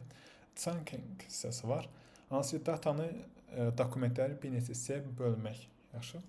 Və dokumentləri bir neçə hissəyə bölmək deyəndə nədən söhbət gedir? İndi, ümumi dokumentlərin nəsin kiçik bir hissəyə bölməyinizə ehtiyac var. İndi deyək ki, sizə lazımdır sizdəki model suallara cavab verməlidir, doğrudur. Və raqın işləmə məntiqi necə idi? Birinci retriever işə düşür, düzgün dokumentləri gətirir. O düzgün dokumentləri nə edirsiniz? Əlavə edirsiniz, kod yazırsınız ki, algoritm yazırsınız, hansı keçən dərs yazmışdıq, doğrudur. Həmin dokumentləri əlavə elə mənim promptumun içərisinə və sual verirsiniz ki, okay, mənim belə bir sualım var. Bu sualın cavabı bu yazılan promptun içərisindədir. Doğrudur, qısaca məntiq belədir. Buna əsasən mənim sualıma cavab ver. Əgər bu promptun içərisində yoxdursa, sualın cavabı de ki, bilmirəm. Ya da ki, burada yoxdur, ya da başqa bir şey indi dəyişir. Ya da ki, hansısa bir insana əgər mənim verdiyim sualın cavabı yoxdursa, bilmirsənsə, human in the loop var. Hansısa bir insan cavab verəcək. İndi yenə o design hissəsinə bağlı ora çatacağam. Ona human in the loop deyirlər. Amma qısaca, burada belə bir hissə var. Yəni, nə edirik? Dokumentləri götürüb promptumuzun içərisinə əlavə edirik. Amma burada token limit var. Doğrudur, nə demişdik? Hər bir LLM-in müəyyən qədər context size var. Əgər siz götürüb bütün dokumentləri əlavə eləsəz, sizdə token limiti keçə bilərsiniz. Düzdür, müasir LLM-lər kifayət qədər böyük context size var. Keçən dəfə danışmışdıq, bilmirəm. O Gemini-də bir neçə milyon token idi deyə hatırlamıram. Deməli, amma yenə də çoxlu token göndərmək, çoxlu məlumat göndərmək LLM-i çalışdırır. Doğrudur. Məncə onsuz bir çoxunuz Git-dən və s. kifayət istifadə edəməlisiniz. Düşünün ki, siz onu bütöv bir kitabı kopyalayıb yapışdırırsınız. Doğrudur. Hansı ki, məncə ən axırıncı modellər az qala bütöv kitabı götürə bilir. Doğrudur. Sual verirsiniz ki, okay, mənə hansı kitabın spesifik bir hissə ilə bağlı. Böyük ehtimal düzgün cavab verməyəcək. Çünki dəhşət çox məlumat var. Onu çaşdıracaq orada. Baxmayaraq ki, token size kifayət edir deyə. Və bu problemlidir. Kiçik modellərdə isə ümumiyyətlə token context size balaca olur. Hansı ki, kiçik modellərdən də kifayət qədər istifadə edəcəyik. Səbəb haqqında da daha ətraflı danışacağam onların. Daha ucuzdur. Bəzi işlərdə daha da yaxşı olduğunu düşünürəm hətta. Ona görə bu bütöv dokumentlər göndərmə yaxşı bir ideya deyil. Və yenə bir token limits aydın oldu deyə düşünürəm. Improved relevancy, çünki yenə bütöv dokumentləri göndərmək lazımsız məlumatları da çoxlu göndərirsiniz. Necə lazımsız məlumatları? Ola bilər ki, siz düzgün dokumenti çəkmisiniz. Yəni recall yüksəkdir, precision yüksəkdir. Amma dokumentin özü çox böyükdür deyə orada lazımsız məlumatlar çoxdur. Yəni bu nədir? Eldemi çaşdırır. Yaxşı? Və ona görə də biz nə edirik? Ancaq götürəcək dokumentləri kiçik hissəyə böləcəyik. Bütöv dokumenti göndərməyəcəyik. Onu da kiçik hissələrə böləcəyik. Nə deməyə çalışıram? Fikirləşin ki, buradakı çox uzun bir cümlədə, indi burada qısa cümlələrdir. Deyək ki, burada JAG-la bağlı bir məlumat var. Doğrudur? Deyək ki, JAG-la bağlı məlumat bir dənə PDF faylındadır, neçəsə səhifədir. O hamısını, o bütöv o dokumenti bir dənə vektor olaraq, yəni bir dənə vektor olaraq da var, amma o bütöv dokumenti kimi göndərmək istəmirəm. Elemin kontekstini göndərmək istəmirəm. Çox məlumat var. Böyük ehtimal onun hamısı mənə lazım deyil. Lazım da ola bilər, amma adətən lazım olmur. Yaxşı? Daha kiçik bir hissəsi, o spesifik bir hissəsi lazımdır. Onun üçün kiçik hissələrə böləcəyik. Qısaca məntiqi belədir. Və bu da nə edir? Elemin daşınması göstərməyə kömək edir. Hətta retriever'ın da adətən retriever'ın daşınması qaytarması səbəb olacaq. Onun üçün danışacağam. İndi gəlin başa düşək. İndi deyək ki, biz götürüb o kiçik hissələrə bölməsək. Doğrudur. Deyək ki, məndə knowledge base-də 1000 dənə kitab var. Və mənə nə lazımdır? Həmin dokumentləri, həmin kitabları vektorize etmək lazımdır ki, mənim promptla bu vektorlar arasındakı istiqaməti tapa bilim. Doğrudur. Məntiqimiz buydu. Və əgər mən o bütöv kitabı vektora çevirsəm nə baş verəcək? Əlimdə 1000 dənə vektor yaranacaq. Amma problemli hissəsi hardadır bu dəqiqə? Sırf LLM tərəfdən yox, yəni generation cəhətdən yox, retriever cəhətdən problemli cəhət hardadır? O bir dənə vektor məcburdur ki, o kitabın məğzini ifadə eləsin. Doğrudur. Hansı ki, bu çətindir. Fikirləşin, siz bütöv kitabın məntiqini bir dənə vektora yerləşdirməyə çalışırsınız. Nə olacaq? Nə ortalaması kimi bir şey tapmağa çalışacaq ki, mən necəsə bu kitabı ifadə etməliyəm. Və adətən əldə etdiyiniz vektor yaxşı olmayacaq. Çünki o qədər çox məlumat var ki, kimi fikirləşin ki, siz bütöv bir kitabı bir cümlədə ifadə etməyə çalışırsınız, misal üçün. Doğrudur, çox dəyişik bir nəticə əldə etməlisiniz. Qısaca məntiqi buradadır. Ona görə də adətən nə edəcəksiniz? Daha kiçik hissələrə böləcəksiniz kitabı. Bu, misal üçün, səhifə, cümlə və s. İndi bu haqqda danışacağım, hansı seçə bilərsiniz deyə. Və bu zaman nə olacaq? Həmin vektorları daha yaxşı ifadə edə biləcək. Çünki bir var ki, bütöv bir kitabı bir vektorda ifadə etməyə çalışarsınız. Bir var ki, bir cümləni bir vektorda ifadə etməyə çalışarsınız. Doğrudur. Hansı da asanlığı var? Cümləni. İndi deyim ki, ölçü haqqında danışacağım birazdan. Yenə problemi tərəf hardadır? Bütöv bir kitabı bir dənə vektor yerləşdirməyə çalışırsınız və bu zaman nə olur? Çox da yaxşı reprezent edə bilmirsiniz. Adətən ortalamanı yaradır o kontentlər üzərində. Bu kontentdən biraz və s. hamısı salmaya çalışır. Və adətən dediyim kimi retriever'ın performansı aşağı düşür. Yaxşı. Və həmçinin də düzgün kitabları tapsa belə adətən əlləmə daha çətin olur. Çünki siz bütöv kitab haqqında birbaşa sual vermirsiniz, spesifik bir hissə haqqında məsələn kitab sual verirsiniz. Lazımsız məlumatlar çoxdur bu bir. İkincisi də ki, o konteksti doldurursunuz. Doğrudur. O kitabın ölçüsü ilə. Onun üçün adətən edəcəyiniz nədir? O kitabı bir neçə hissəyə bölməkdir. Bunun üçün səhifə bölə bilərsiniz. Paragraf bölə bilərsiniz, cümlə bölə bilərsiniz. Müxtəlif üsullar var, danışacağım hamısı haqqında. Amma gəlin başa düşməyə çalışaq ki, bu ölçülər necə təsir edir bizdəki elmin performansına. Deyək ki, əgər chunk size-ı, yəni bölməyi çox böyük qoyasınız nə olacaq? O başda dediyim problemlər baş verəcək. Doğrudur, bir çox topik bir dənə vektora yerləşdirməyə çalışırsınız, hansı ki, retriever'ın performansını aşağı salır və elmin context size-ını doldurur. Bəs tərsinəsi nədir? Çox balaca şeyləri vektorize edirsiniz. Bu zaman nə olacaq? Mənasını itirir. Misal üçün deyək ki, word level chunking edirsiniz. Hər sözə görə bir dənə vektor yaradırsınız. Birincisi, dəhşət çox dokument yaradacaqsınız. Doğrudur. İkincisi isə o sözə görə tapmaq çətin olacaq. Çünki xüsusi bir mənası yoxdur. Bu söz və s. deyə davam edir. Sizə lazım düzgün bir qiymət seçmək lazımdır. Yəni, nə çox böyük, nə çox balaca. Yəni, chunk size-ı düzgün seçməlisiniz. Bunun üçün bir neçə variant var, nələr edə bilərik deyə. Birinci edə biləcəyimiz isə fixed size chunking-dir, yəni sabit şəkildə bölməkdir. Dokumenti götürürsünüz, bir neçə hissəyə bölürsünüz, sabit şəkildə. Misal olsun, hər 250 karakterdən bir. Kitabı götürdünüz, kitab misal olsun, hansısa bir dokumenti götürdünüz. İlk 250-si birində. Ondan sonra 250-dən 500-ə ikinci chunk, 501-dən 750-yə üçüncü chunk və s. Və bunu vektorize edirsiniz. Bunu vektorize edirsiniz. Bu da oldu o məntiqə. Amma adətən bunda da problemlər var. Problemli tərəfi hardadır? Bəzən ola bilər ki, siz deyək ki, sizin sualın cavabı bunun sonuna və bunun əvvəlinə düşür. Doğrudur və bu zaman məna bir növ itir və retriever əziyyət çəkir o sualın cavabını tapmaqda. Çünki bir növ məna da itdi. O ikisini əlaqələndirmir. Çünki onlar bu dəqiqə bu çanklar ayrı-ayrı vektorlardır. Doğrudur. İkisini birləşdirmir birbaşa. Ona görə bəzən problem törənə bilər. Onun üçün adətən nələr istifadə olunur? Overlapping with chunking. Overlapping chunklardan istifadə olunur. Yəni birinci 1-dən 250-yə birinci vektorumuz. İkinci vektorumuz biraz overlap olacaq. Overlap da nədir? Üst-üstə düşmədir. Deyək ki, 250-dən 500-ə, 251-dən 500-ə yox, deyək ki, 25 hərf overlap olsun. 226-dan 475-ə, 451-dən 700-ə və bu nəyin qarşısını alır? O məlumatların qarşısını alır ki, hansı ki, ortaya düşə bilər, doğrudur. Biri biraz bu tərəfdə, biri biraz bu tərəfdə çaşdırmasın deyə modeli overlapping-dən istifadə edirsiniz. Adətən 10%-dən geniş şəkildə istifadə olunur. Misal üçün, chunk size 250-dirsə, 10% 25 karakterdir misal üçün. Və bu nədir? O ortada kəsilən kontekstin sözlərin qarşısını alır, doğrudur və iki tərəfə də düşən konteksti daha yaxşı idarə edə bilirsiniz. Və o adətən bu nədir? Retriever performansından qaldırır. Aydındır. Olduqca sadə bir məntiq var. Ondan sonra başqa variantlar da var, daha geniş istifadə olunan variantlar da var. Recursive karakter splitting var. Spesifik bir hərfdə bölə bilərsiniz, yəni karakterdə bölə bilərsiniz.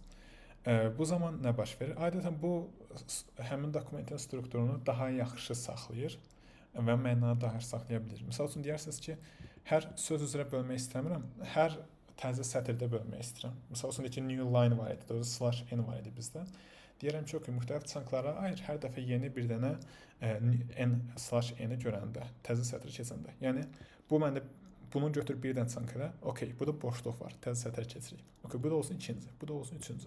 Bu zaman chunkların ölçüsü eyni olmur, doğrudur, hərəsinin müxtəlif ölçüsü olur, problemi deyil. Amma adətən mənanı daha yaxşı saxlaya bilir. Yaxşı götürüb müxtəlif hərflərə görə bölə bilərsiniz bu formatda. Misal üçün, gəlin edək daha yaxşı bir misaldan. Deyək ki, siz düzəltmək istəyirsiniz, həmin chunkdən istifadə etmək istəyirsiniz Python üzərinə. Birinci Python deyirəm, sonra HTML yazım, çünki bunu hamınız bilirsiniz. Deyək ki, götürüb funksiyalar üzərinə bölsün. Hər də define görəndə, doğrudur, götürsün, funksiyalar üzərinə bölsün, klasslar üzərinə bölsün. Yəni, hər dəfə bir dənə chunk düzəldəcəksiniz, o chunkda ancaq funksiyalar olacaq, klasslar olacaq, bunlar üzərinə böləcəksiniz. Bu zaman məntiqi daha yaxşı saxlayır. Çünki fikirləşin ki, hərflər üzərinə bölürsünüz.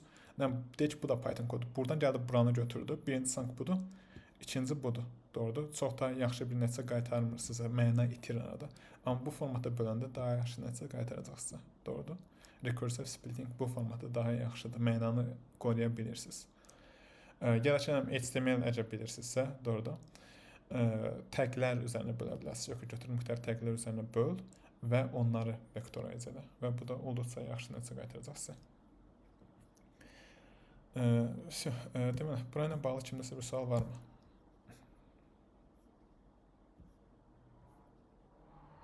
Okey, deyəsən yoxdur. İndi İndi bu həmin chunkin strategiyalarından necə istifadə etmək olar? İstəsəz özünüz, misal üçün, o fixed size splitting və s. etmək istəyirsiniz. Özünüz implementasiya edə bilərsiniz. Olduqca sadə bir məntiqi var. Hansı ki, deyim ki, mən biraz daha meylliyəm özüm implementasiya etməyə bu funksiyaları. Ya da hansı əlavə bir kitabxana tapıb istifadə edə bilərsiniz. Yəqin ki, bununla bağlı bir kitabxana var. Axtarıb tapıb istifadə etmək olar. Yaxşı. Bir də bu hissəsi var. Bunu bəzən insanlar unudur. Bu chunking edərkən sizə lazımdır metadataları saxlamaq. Yaxşı. Nə deməyə çalışıram? Misal üçün deyək ki, biz nə edirdik adətən performansı daha yaxşı nəticə əldə edə bilmək üçün? Deyək ki, hybrid search elədik, doğrudur. Ondan sonra oradan çıxan nəticələri təzədən filtr edirdik metadata vasitəsilə. Deyək ki, bizə bir neçə dokument qaytar. Deyək ki, mən RAM-la bağlı bir sual vermişəm. Yaxşı. Amma bu mənə həm kompüteri qaytarıb, həm telefonlar üzrə RAM-ı qaytarıb, bilmirəm. Amma bilirəm ki, telefonlar üzrə də filtr eləyə bilərəm, ancaq telefonları saxlayaram. Amma siz orada artıq chunklara böləndə telefon haqqında, hansısa bir telefon haqqında bir məlumat birinci chunkda ola bilər. Amma bir dokument olur, dokumenti bir neçə hissəyə bölmürsünüz. Hər dokumentdə o metadata saxlanmalıdır. Məsəl üçün, bu halda deyək ki, telefon olması haqqında məlumatı hər birinə bölməlisiniz. Yəni, bunu yazanda burada diqqətli olun ki, çanklara böləndə dokumentlərin metadatanı saxlaya bilərsiniz deyə. Hansı ki, çalışacağım bir data tapım, bunu implementasiya edək ki, çanklara saxlaya bilək deyə. İndi ondan sonra daha advanced variantlar var. Hansı daha yaxşı nəticə əldə etmək istəyirsinizsə, daha advanced variantlarda baş çəkməyə lazım gəlir. İndi dediyim kimi productionda hansını necə istifadə edəcəksiniz haqqında danışacağım sonda. Daha aydın olsun deyə.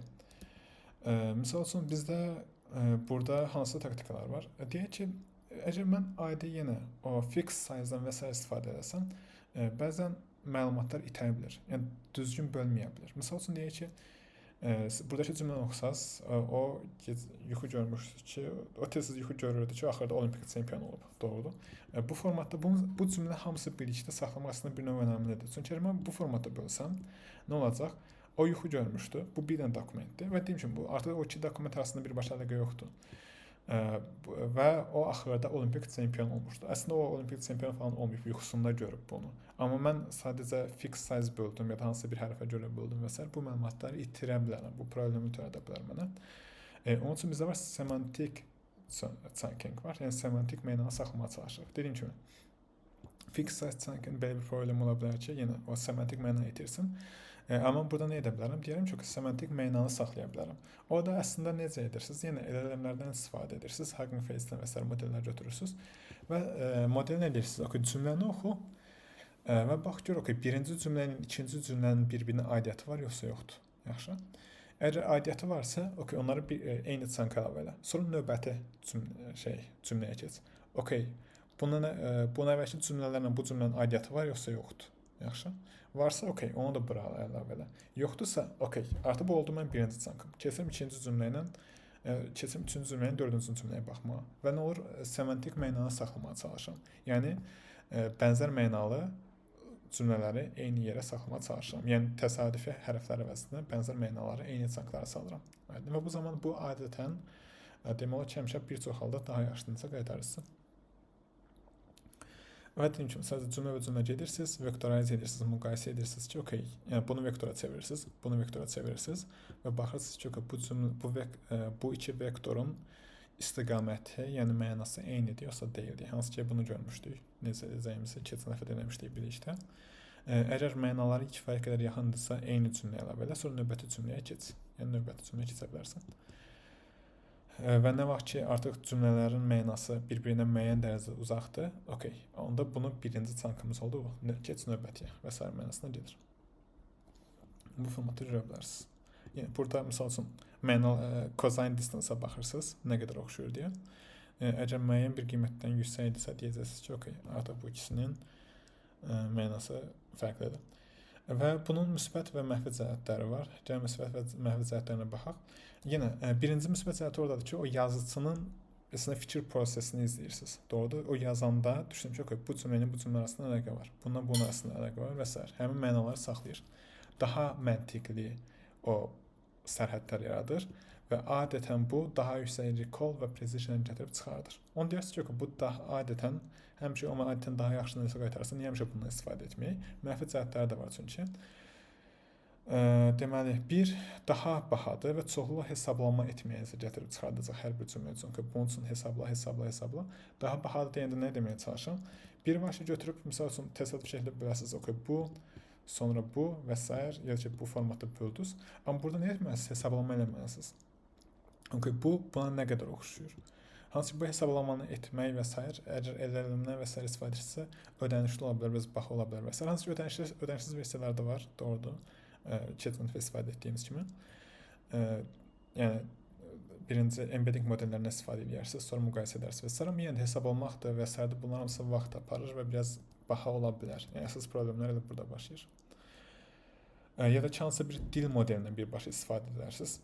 Dil modelindən istifadə edərsiniz deyə nə deməyə çalışıram? Deyək ki, GPT-dən, GPT olar elə özü, göndərirsiniz. Deyirsiniz ki, okay, mən belə bir dokument göndərmişəm. Bu dokumentləri hissələrə böl. Hansı ki, GPT-yə də siz edərdə deyirsiniz ki, prompt yazarsınız ki, bənzər cümlələr eyni faylda olsun, eyni çanklarda olsun. Yaxşı. Nə vaxt ki, məna dəyişdi, okay, onu yeni çank yarat və s. Yaxşı bir prompt yazarsınız, GPT-yə göndərərsiniz və yaxud başqa hansısa bir LLM-ə, o sizin üçün həmin mənanı qoruyaraq hissələrə bölə bilər. Və bu da əslində bu da artıq daha geniş istifadə olunmağa başlayır. Xüsusilə son zamanlar eləmələrin qiymətinin daha uyğun olduğunu nəzərə alsaq, bu formatda da edə bilərsiniz. Yenə daha bahadır. Çünki nədir ödəniş etməlisiniz. Daha hesablama cəhətdən daha çox vaxt apar və s. Amma adətən daha yaxşı nəsə toplaya bilərsiniz buradan. İndi danışacağam bunun nə vaxt istifadə edə bilərsiniz deyə. Bundan nə vaxt istifadə edə bilərsiniz deyə. İndi hətta gözün növbəti sizə keçməzdən bu haqqda danışım. Deməli, istifadə etmə məntəqəsi necədir? Adətən mən həmişə tövsiyə edirəm ki, maşın nöqtəsində həmişə əslində tövsiyə etdiyim budur ki, birinci baseline-dan başlayın, sadə bir şeydən başlayın. O heç vaxt ən kompleks, ən advanced, ən yaxşı metoddan başlamayın. Çünki ola bilər ki, görəsiniz ki, sadə ilə onsuz mürəkkəb eyni nəticə qaytarır və bu olur da. Görəcəksiniz, indi biz rəzi modellər gedəndə göstərəcəm onu. Çox sadə bir modelin, çox güclü bir model eyni nəticəni qaytara bilir sizə. Və siz nə üçün bu qədər çox pul hərcəyib belə bir şey edəsiniz? Birinci başlayın, məsəl üçün retriever düzəldin, doğru. Çankları bölün, sadə, məsəl üçün chunk size, sabit bir chunk size qoyun, ona görə bölün. Ondan sonra retriever'ın performansına baxın, hansı ki, baxlar tanış olduq metrikslərlə, doğrudur.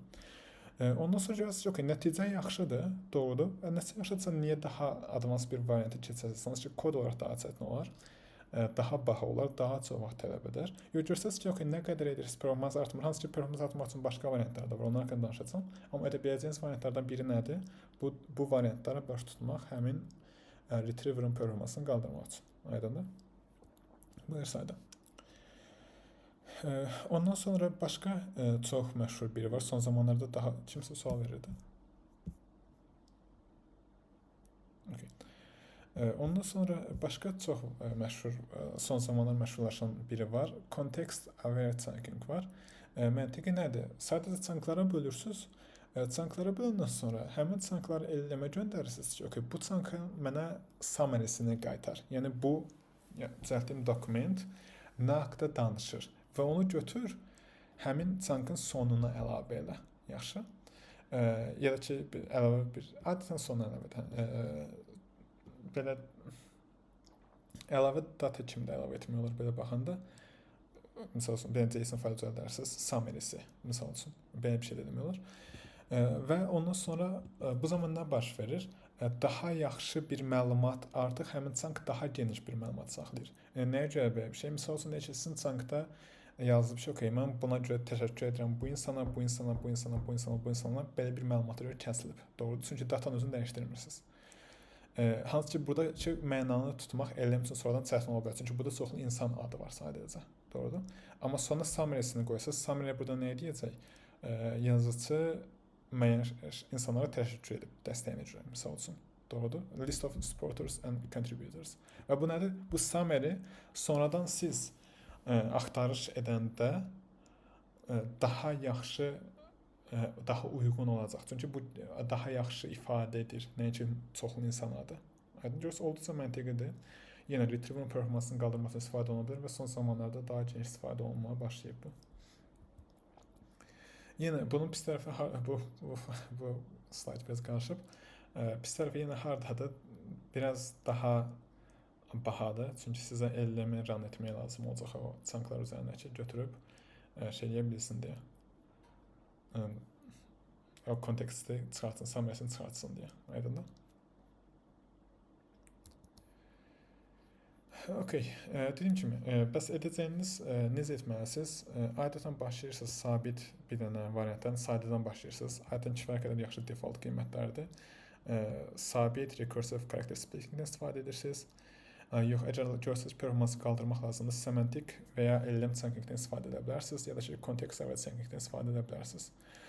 Adətən buna keçməzdən əvvəl bunu Plus-dakı, bu arada context aware chunking-də yaxşı xüsusiyyəti var.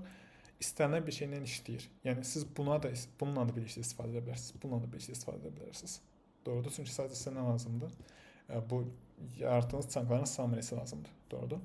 Yəni bunu da sonuna əlavə edərsiniz, buna da əlavə edərsiniz.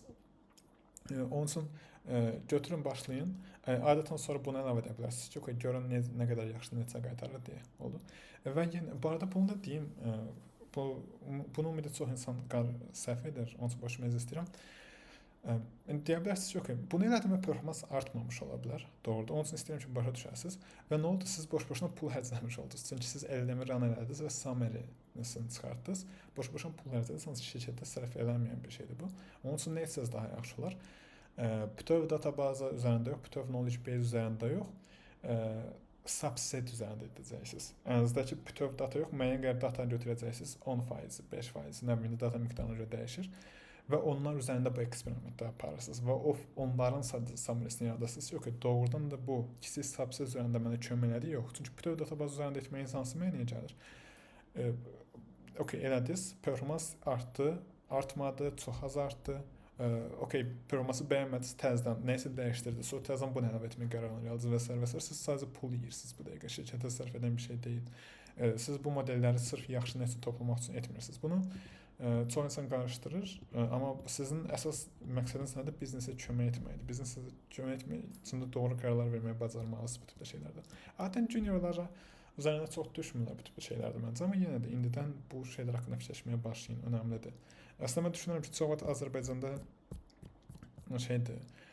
Bəzən açıq proqramçıların çoxunu bəyənmirəm, nə yalan deyim.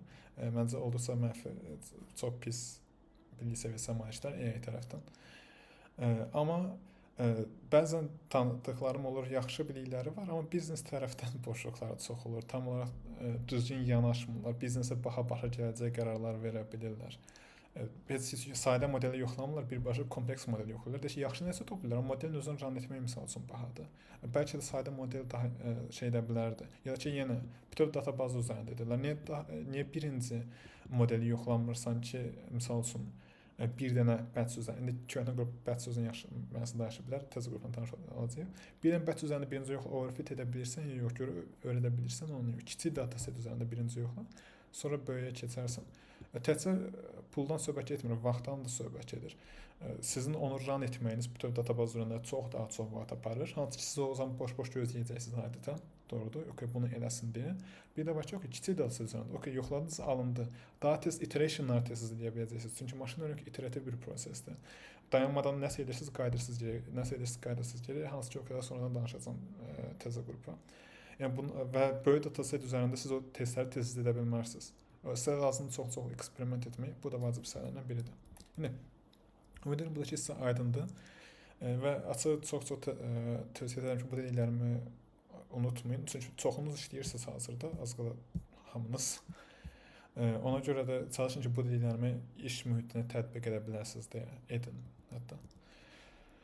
Okay, ondan sonra isə növbəti hissə var. Bizdə query parsing var və bunun isə məntiqi nədir? Bir növ query-ni, yazılan query-ni yaxşılaşdırmaqdır bunun da məntiqi. Bu dəhşət önəmli hissələrdən biridir. Bizim indi keçmək etdiyimiz hissə nə idi? Retriever-in performansına baxdıq, retriever-i necə yaxşılaşdıra biləcəyimizə baxdıq və s. Amma bir dənə boşluq var, heç prompta bayaqdan əldə etmir. Prompt nədir? User query-yə daha doğrusu əldə etmir. Yəni istifadəçi mənə sual yazdı, mən bu suala cavab verməliyəm. Doğrudur, qısaca məntiq budur. Amma bunu deyim, istifadəçilər adətən yaxşı sual vermirlər. Mən əgər hansı bir biznesdə işləmişsə və müştərilərlə hansı bir müharibədə danışmısınızsa, istənilən bir mövzu barədə fikir verə biləcəyiniz şeylər çox verdiyi suallar tam olaraq doğru deyil. Çünki tam olaraq başa düşmürlər. Doğrusu sizin qədər yaxşı başa düşmürlər sahəni və düzgün suallar verməyəcəklər. Misal üçün deyirəm, siz bir bot düzəltmisiniz tip sahəsində bu və istifadəçi sual verir və ona tövsiyələr etməlidir. Doğrudur. Sizcə nə qədər yüksək ehtimal var ki, həmin insan doğru şəkildə öz xəstəliyini ya da öz problemini ya da hər nəsə düzgün şəkildə yaza bilsin. Böyük ehtimal edə bilməyəcək. Bunu nəzərə almalısınız. O həkim deyil qarşıdakı insan. Adətən dəhşət pis yazırlar, dəhşətli. Proqramçılar belə pis yazır, o ayrı bir məsələ. Prompt yaza bilmirlər. Amma dediyim kimi dəhşət önəmli bir hissəsidir. Hətta yəni əgər yazılan query pisdirsə, sizin sisteminizin nə qədər yaxşı olmanın bir mənası yoxdur. Çünki gələn sorğu mənasızdır.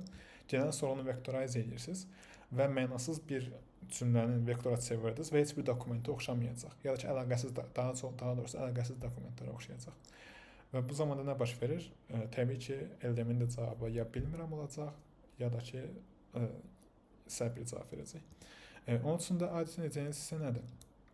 Sizə lazımdır istifadəçinin yazdığı promptu inkişaf etdirmək lazımdır. Bunun üçün bir neçə metod var. Buna query parsing deyirlər.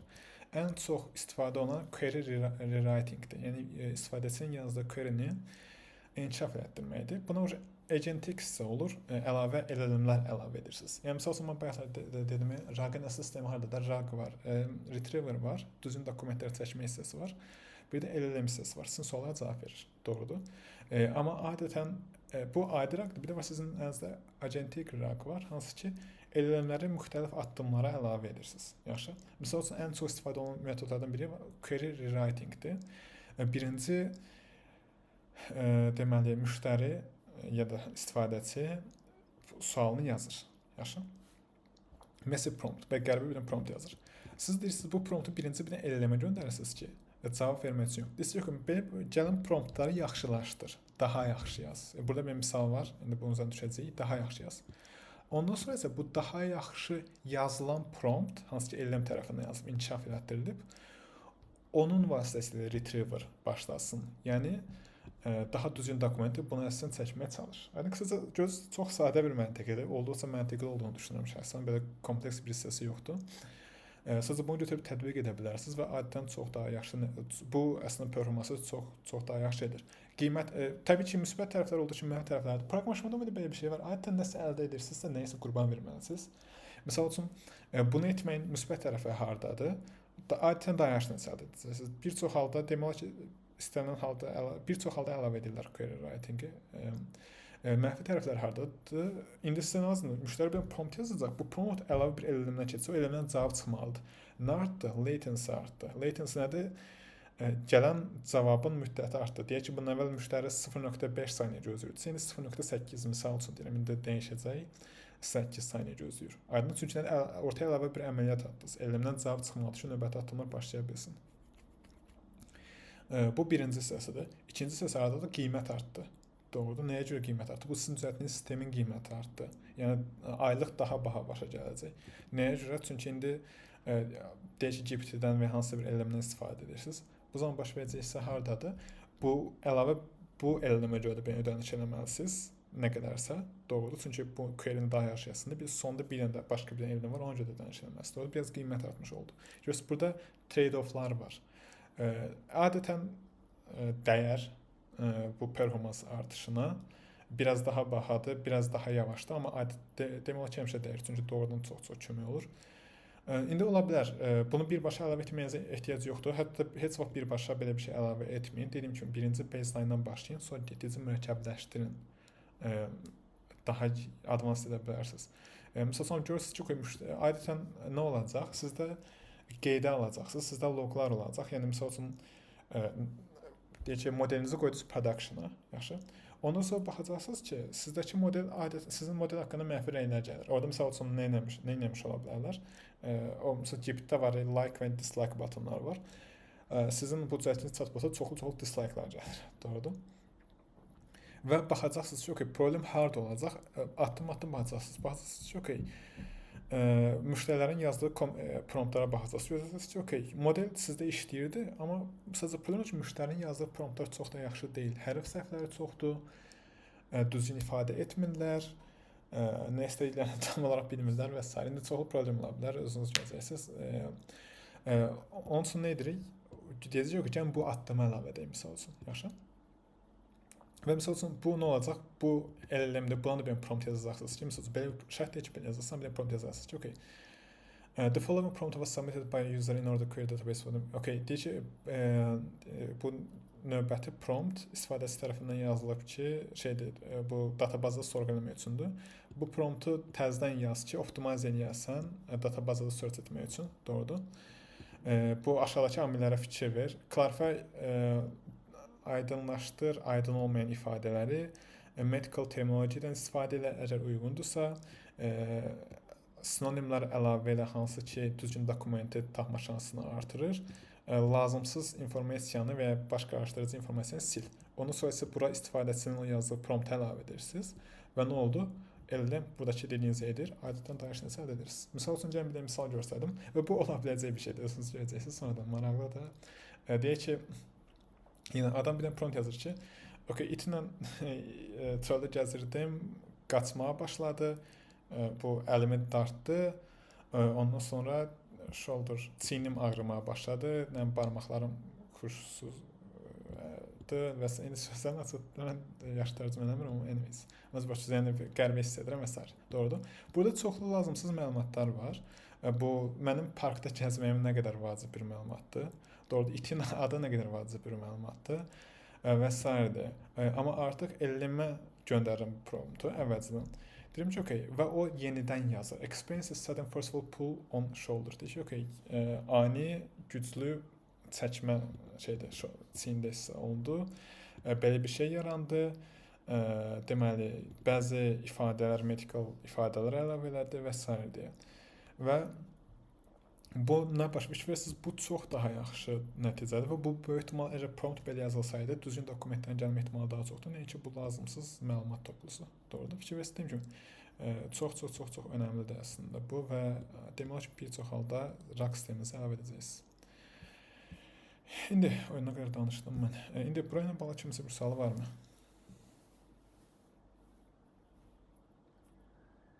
Okey, deyəsən yoxdur. Açar heç birinizə inanmıram amma olsun. Müəllim, onsuz da bunun hamısını bir dəfədə, yəni çətin bir gəlib 3 dəfə baxaq bəlkə. Təzə hamısı otursun yerinə. Eyvə. İndi deməli okey, mən burada sadəcə dediyim kimi yenidən yazır, adətən çox kömək olur və adətən o itirdiyiniz vaxtda və şeyləri dəyir. Ondan sonra başqa şeylər də etmək olur. Məsələn, bizdə NER var, Name Recognition, doğrudur. Bunu NLP bölməsində keçəcəm yeni qrupa. Amma qısaca nədir? Götürə bilərsiniz, ekstrakt edərsiniz yazılan promptdan adları, tarixləri və s. Onlara görə axtarış edə bilərsiniz. Bunu ən çox dayanmayacağım, çünki yeni qrup hələ ki NER keçməmişəm, keçəndə danışacağım haqqda. Hələ çatmamıza var. Başqa nə var götürüb nəticəni artırmaq üçün? Hide son zamanlar çox geniş istifadə olunur. Hypothetical Document Embeddings. Baş verən nədir? Birinci əsas sual yazılır. Doğrudur. Deməli, birinci əsas sual yazılır və LLM bu səfər o suala birbaşa cavab verir. Və deyə bilərsiniz ki, okey, ad nədir? Heç bir dokument axtarmadan cavab verir. Və böyük ehtimal verdiyi cavab tam olaraq doğru olmayacaq. Çünki RAG-ın əsas məntiqi nədir? Dokumentlərə baxsın, hansı ki orada əsas cavab orada yazılıb, o dokumentlərə əsasən cavab versin. Amma burada məntiq fərqlidir. Sualımı yazıram, eldən birbaşa suala cavab verir. Yaxşı? Ondan sonra o çıxan cavab var. Yəni qısaca elləmə deyirəm ki, mənim yazdığım suala görə ən düzgün cavabı yarat. Eldən bunun əvvəl bildiklərinə əsasən suala cavab verəcək. Doğrudur. Ondan sonra baş verəcək. O düzəltdiyi cavabı vektorize edəcəksiniz. Ondan sonra gedib o knowledge base-də vektor databazasına baxacaqsınız ki, okey, bu mənim LLM özündən bir cavab yaradıb. Buradakı dokumentlərin hansı bu cavaba daha yaxındır? Hansı fikir verirsiniz nə baş verir? Bayaqları bunun əvvəlki proses necə idi? Mən sual yazırdım. Baxdım ki, bu suala bu dokumentlərin hansı oxşuyur? Hansı ki, adətən nə baş verir? Düzgün dokumenti tapır, amma birində sual var, birində cavab var. Amma ikisi də cavab olsa, misal olsun deyirsiniz ki, LLM-ə bir dənə sual verirsiniz ki, hansı bir telefon barədə, doğrudur, öz bildiyini yazacaq, doğrudur, bunun əvvəl train olduğu dataya əsasən. Böyük ehtimal ideal cavab olmayacaq, bəzi səhvlər olacaq, amma mənaca nə olacaq? O sizin knowledge base-dəki məlumata semantik olaraq yaxın olacaq. O zaman nə edirsiniz? Yəni, qısaca yaratdığımız cavabı müqayisə edirsiniz databazdakı cavablara və hansı yaxındırsa onu götürürsünüz. Hansı ki, bu da olduqca yaxşı nəticə qaytarır. Yaxşı. Yenə əlavə bir eləmə ehtiyacınız olur, amma bu da olduqca maraqlı nəticə qaytarır. Yenidən deyirəm, hamısına eyni anda yoxlamırsınız. Müəyyən üsullar var. Birinci saydadan başlayırsınız, ondan sonra da getdiyinizdə iterate edirsiniz. Yoxlayacaq, bunu dəyişək, bunu yoxlayaq və s. Ondan sonra da başqa düzəltdiyiniz metrikslər üzərindən run edirsiniz ki, necə bir nəticə qaytarını görmək üçün. Deməli, normal retriever is matching prompts to documents. Okey, baxdan danışdım. Nəsə oldu, biraz yoruldum danışmaqdan. Deməli, by encoders, cross encoders.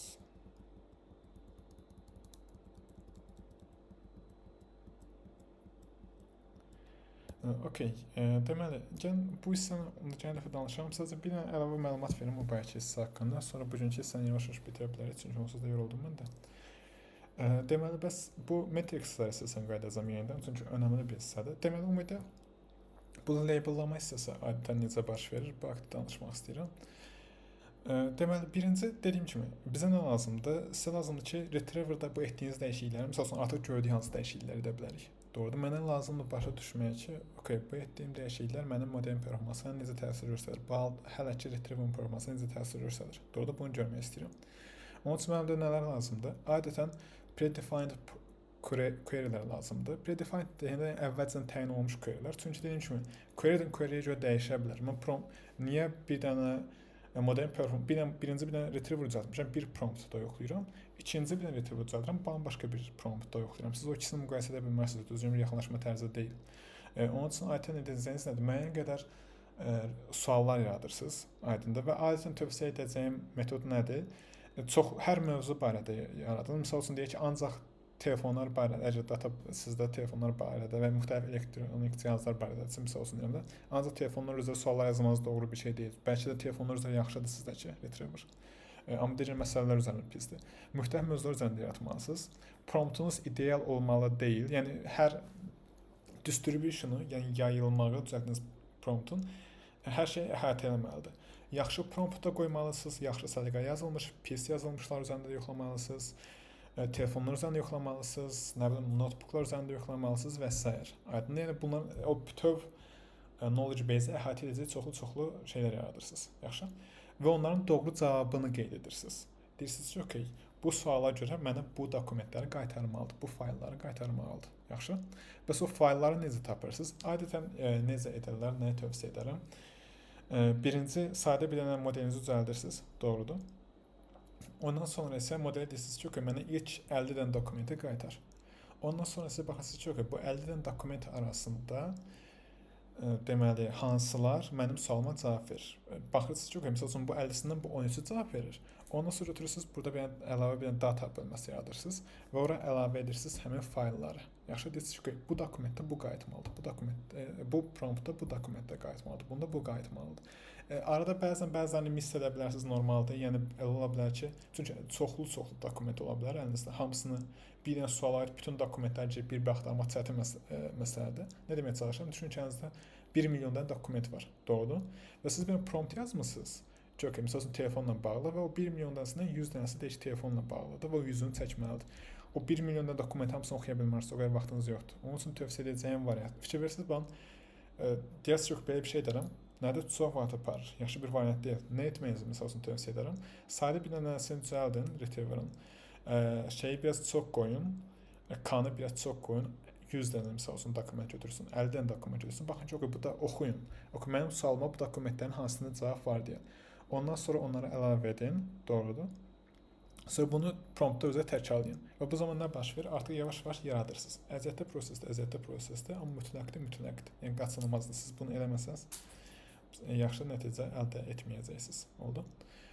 Və bunu təkrarlayırsınız. Bunun pis tərəfləri var. Pis tərəfləri hardadır? Misal üçün ola bilər ki, o düzəltdiyiniz retriever ilkin baseline düzgün dokumentlərin hamısını çəkməsin. Amma adətən başlanğıc üçün kifayət yaxşıdır. Vaxt keçdikcə yeni bir dokument görsəz, həmin o data folderına əlavə edərsiniz. Yaxşı. Və belə nə olur? Getdikcə daha çox əlavə edirsiniz. Yavaş-yavaş hamısını bir gün etməyəcək ehtiyac yoxdur. Komanda şəklində yavaş-yavaş böyüdürsünüz.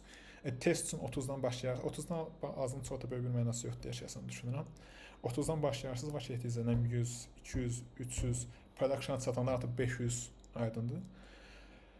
Çünki modellər production çıxandan sonra da dəyişməlidir. O qədər sonradan danışacağam. Xüsusilə MLOps bölməsində və s. Ondan sonra da artıq nə edirsiniz? Həmin dokumenti yavaş-yavaş əlavə edirsiniz və deyirsiniz ki, okey, məndə artıq suallar hazırdır. O sualların düzgün cavabı hazırdır. Doğrudur. Ondan sonra isə artıq edəcəyim hissə nədir? Retriever'da nəyisə dəyişdirdim. Gəlin baxaq görək performans necə dəyişdi, recall necə dəyişdi, precision map və s. necə dəyişdi. Bunları görmək istəyirəm. Ona görə də çıxan nəticələr əsasən baxasınız ki, bu etdiyim dəyişikliyi yaxşı nəticə qaytardı, yoxsa pis nəticə qaytardı. Bunları görə bilərsiniz. Oldu? Bir də əlavə nəsə haqqında danışacaqdım bu barədə. Sadəcə fikrimdən çıxdı deyəsən. Deməli, çıxan nəticələri müqayisə elədiniz. Bir saniyə.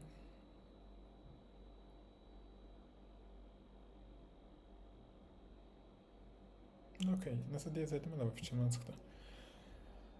Deməli, bu hissə ilə bağlı bu qədər. İndi gələn dərs edəcəyimiz nədir? Yəni bu həftə bazar günü buradan davam edəcəyik. Bilmirəm, bəlkə bu 20 dənə slayd qalıb, onu danışaram. Ondan sonra kod yazmağa başlayacağıq. Yəqin ki, kod biraz çox, keçən dəfə gördüyüm qədərilə kod biraz çox vaxtımızı alacaq. Yəqin ki, 2 dərs və s. kod yazacağıq. Ondan sonra da ad nədir? Təzədən nəzərə istəyən davam edəcəyik. Böyük ehtimal biraz vaxtımızı alacaq. Çünki şeydir, belə baxıram, raqı və s. düzəltmək belə 1 ay falan vaxtımızı alacaq.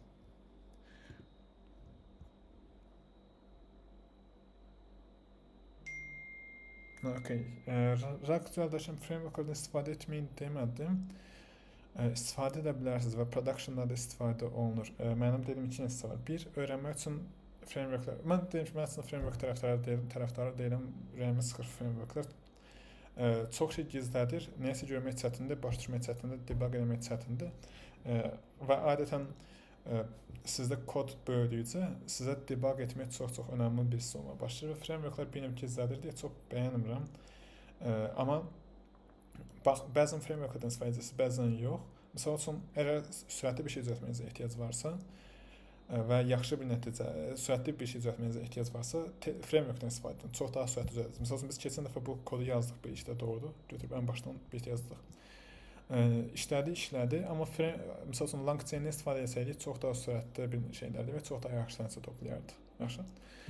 Amma daha böyük bir şey düzəltmək istəyirsinizsə, daha production ready və çox daha böyük scale-də bir şey düzəltmək istəyirsinizsə, o zaman frameworkdan çox istifadə etməyinizin tərəfdarı deyiləm. Məncə deep learning-də belə daha az, düzdür, NumPy-dır, odur, budur, PyTorch istifadə edəcəksiniz, amma sırf yazı getməyinizin tərəfdarı deyiləm. Okay, bu nöqtə fit oldu, belə etdi və s.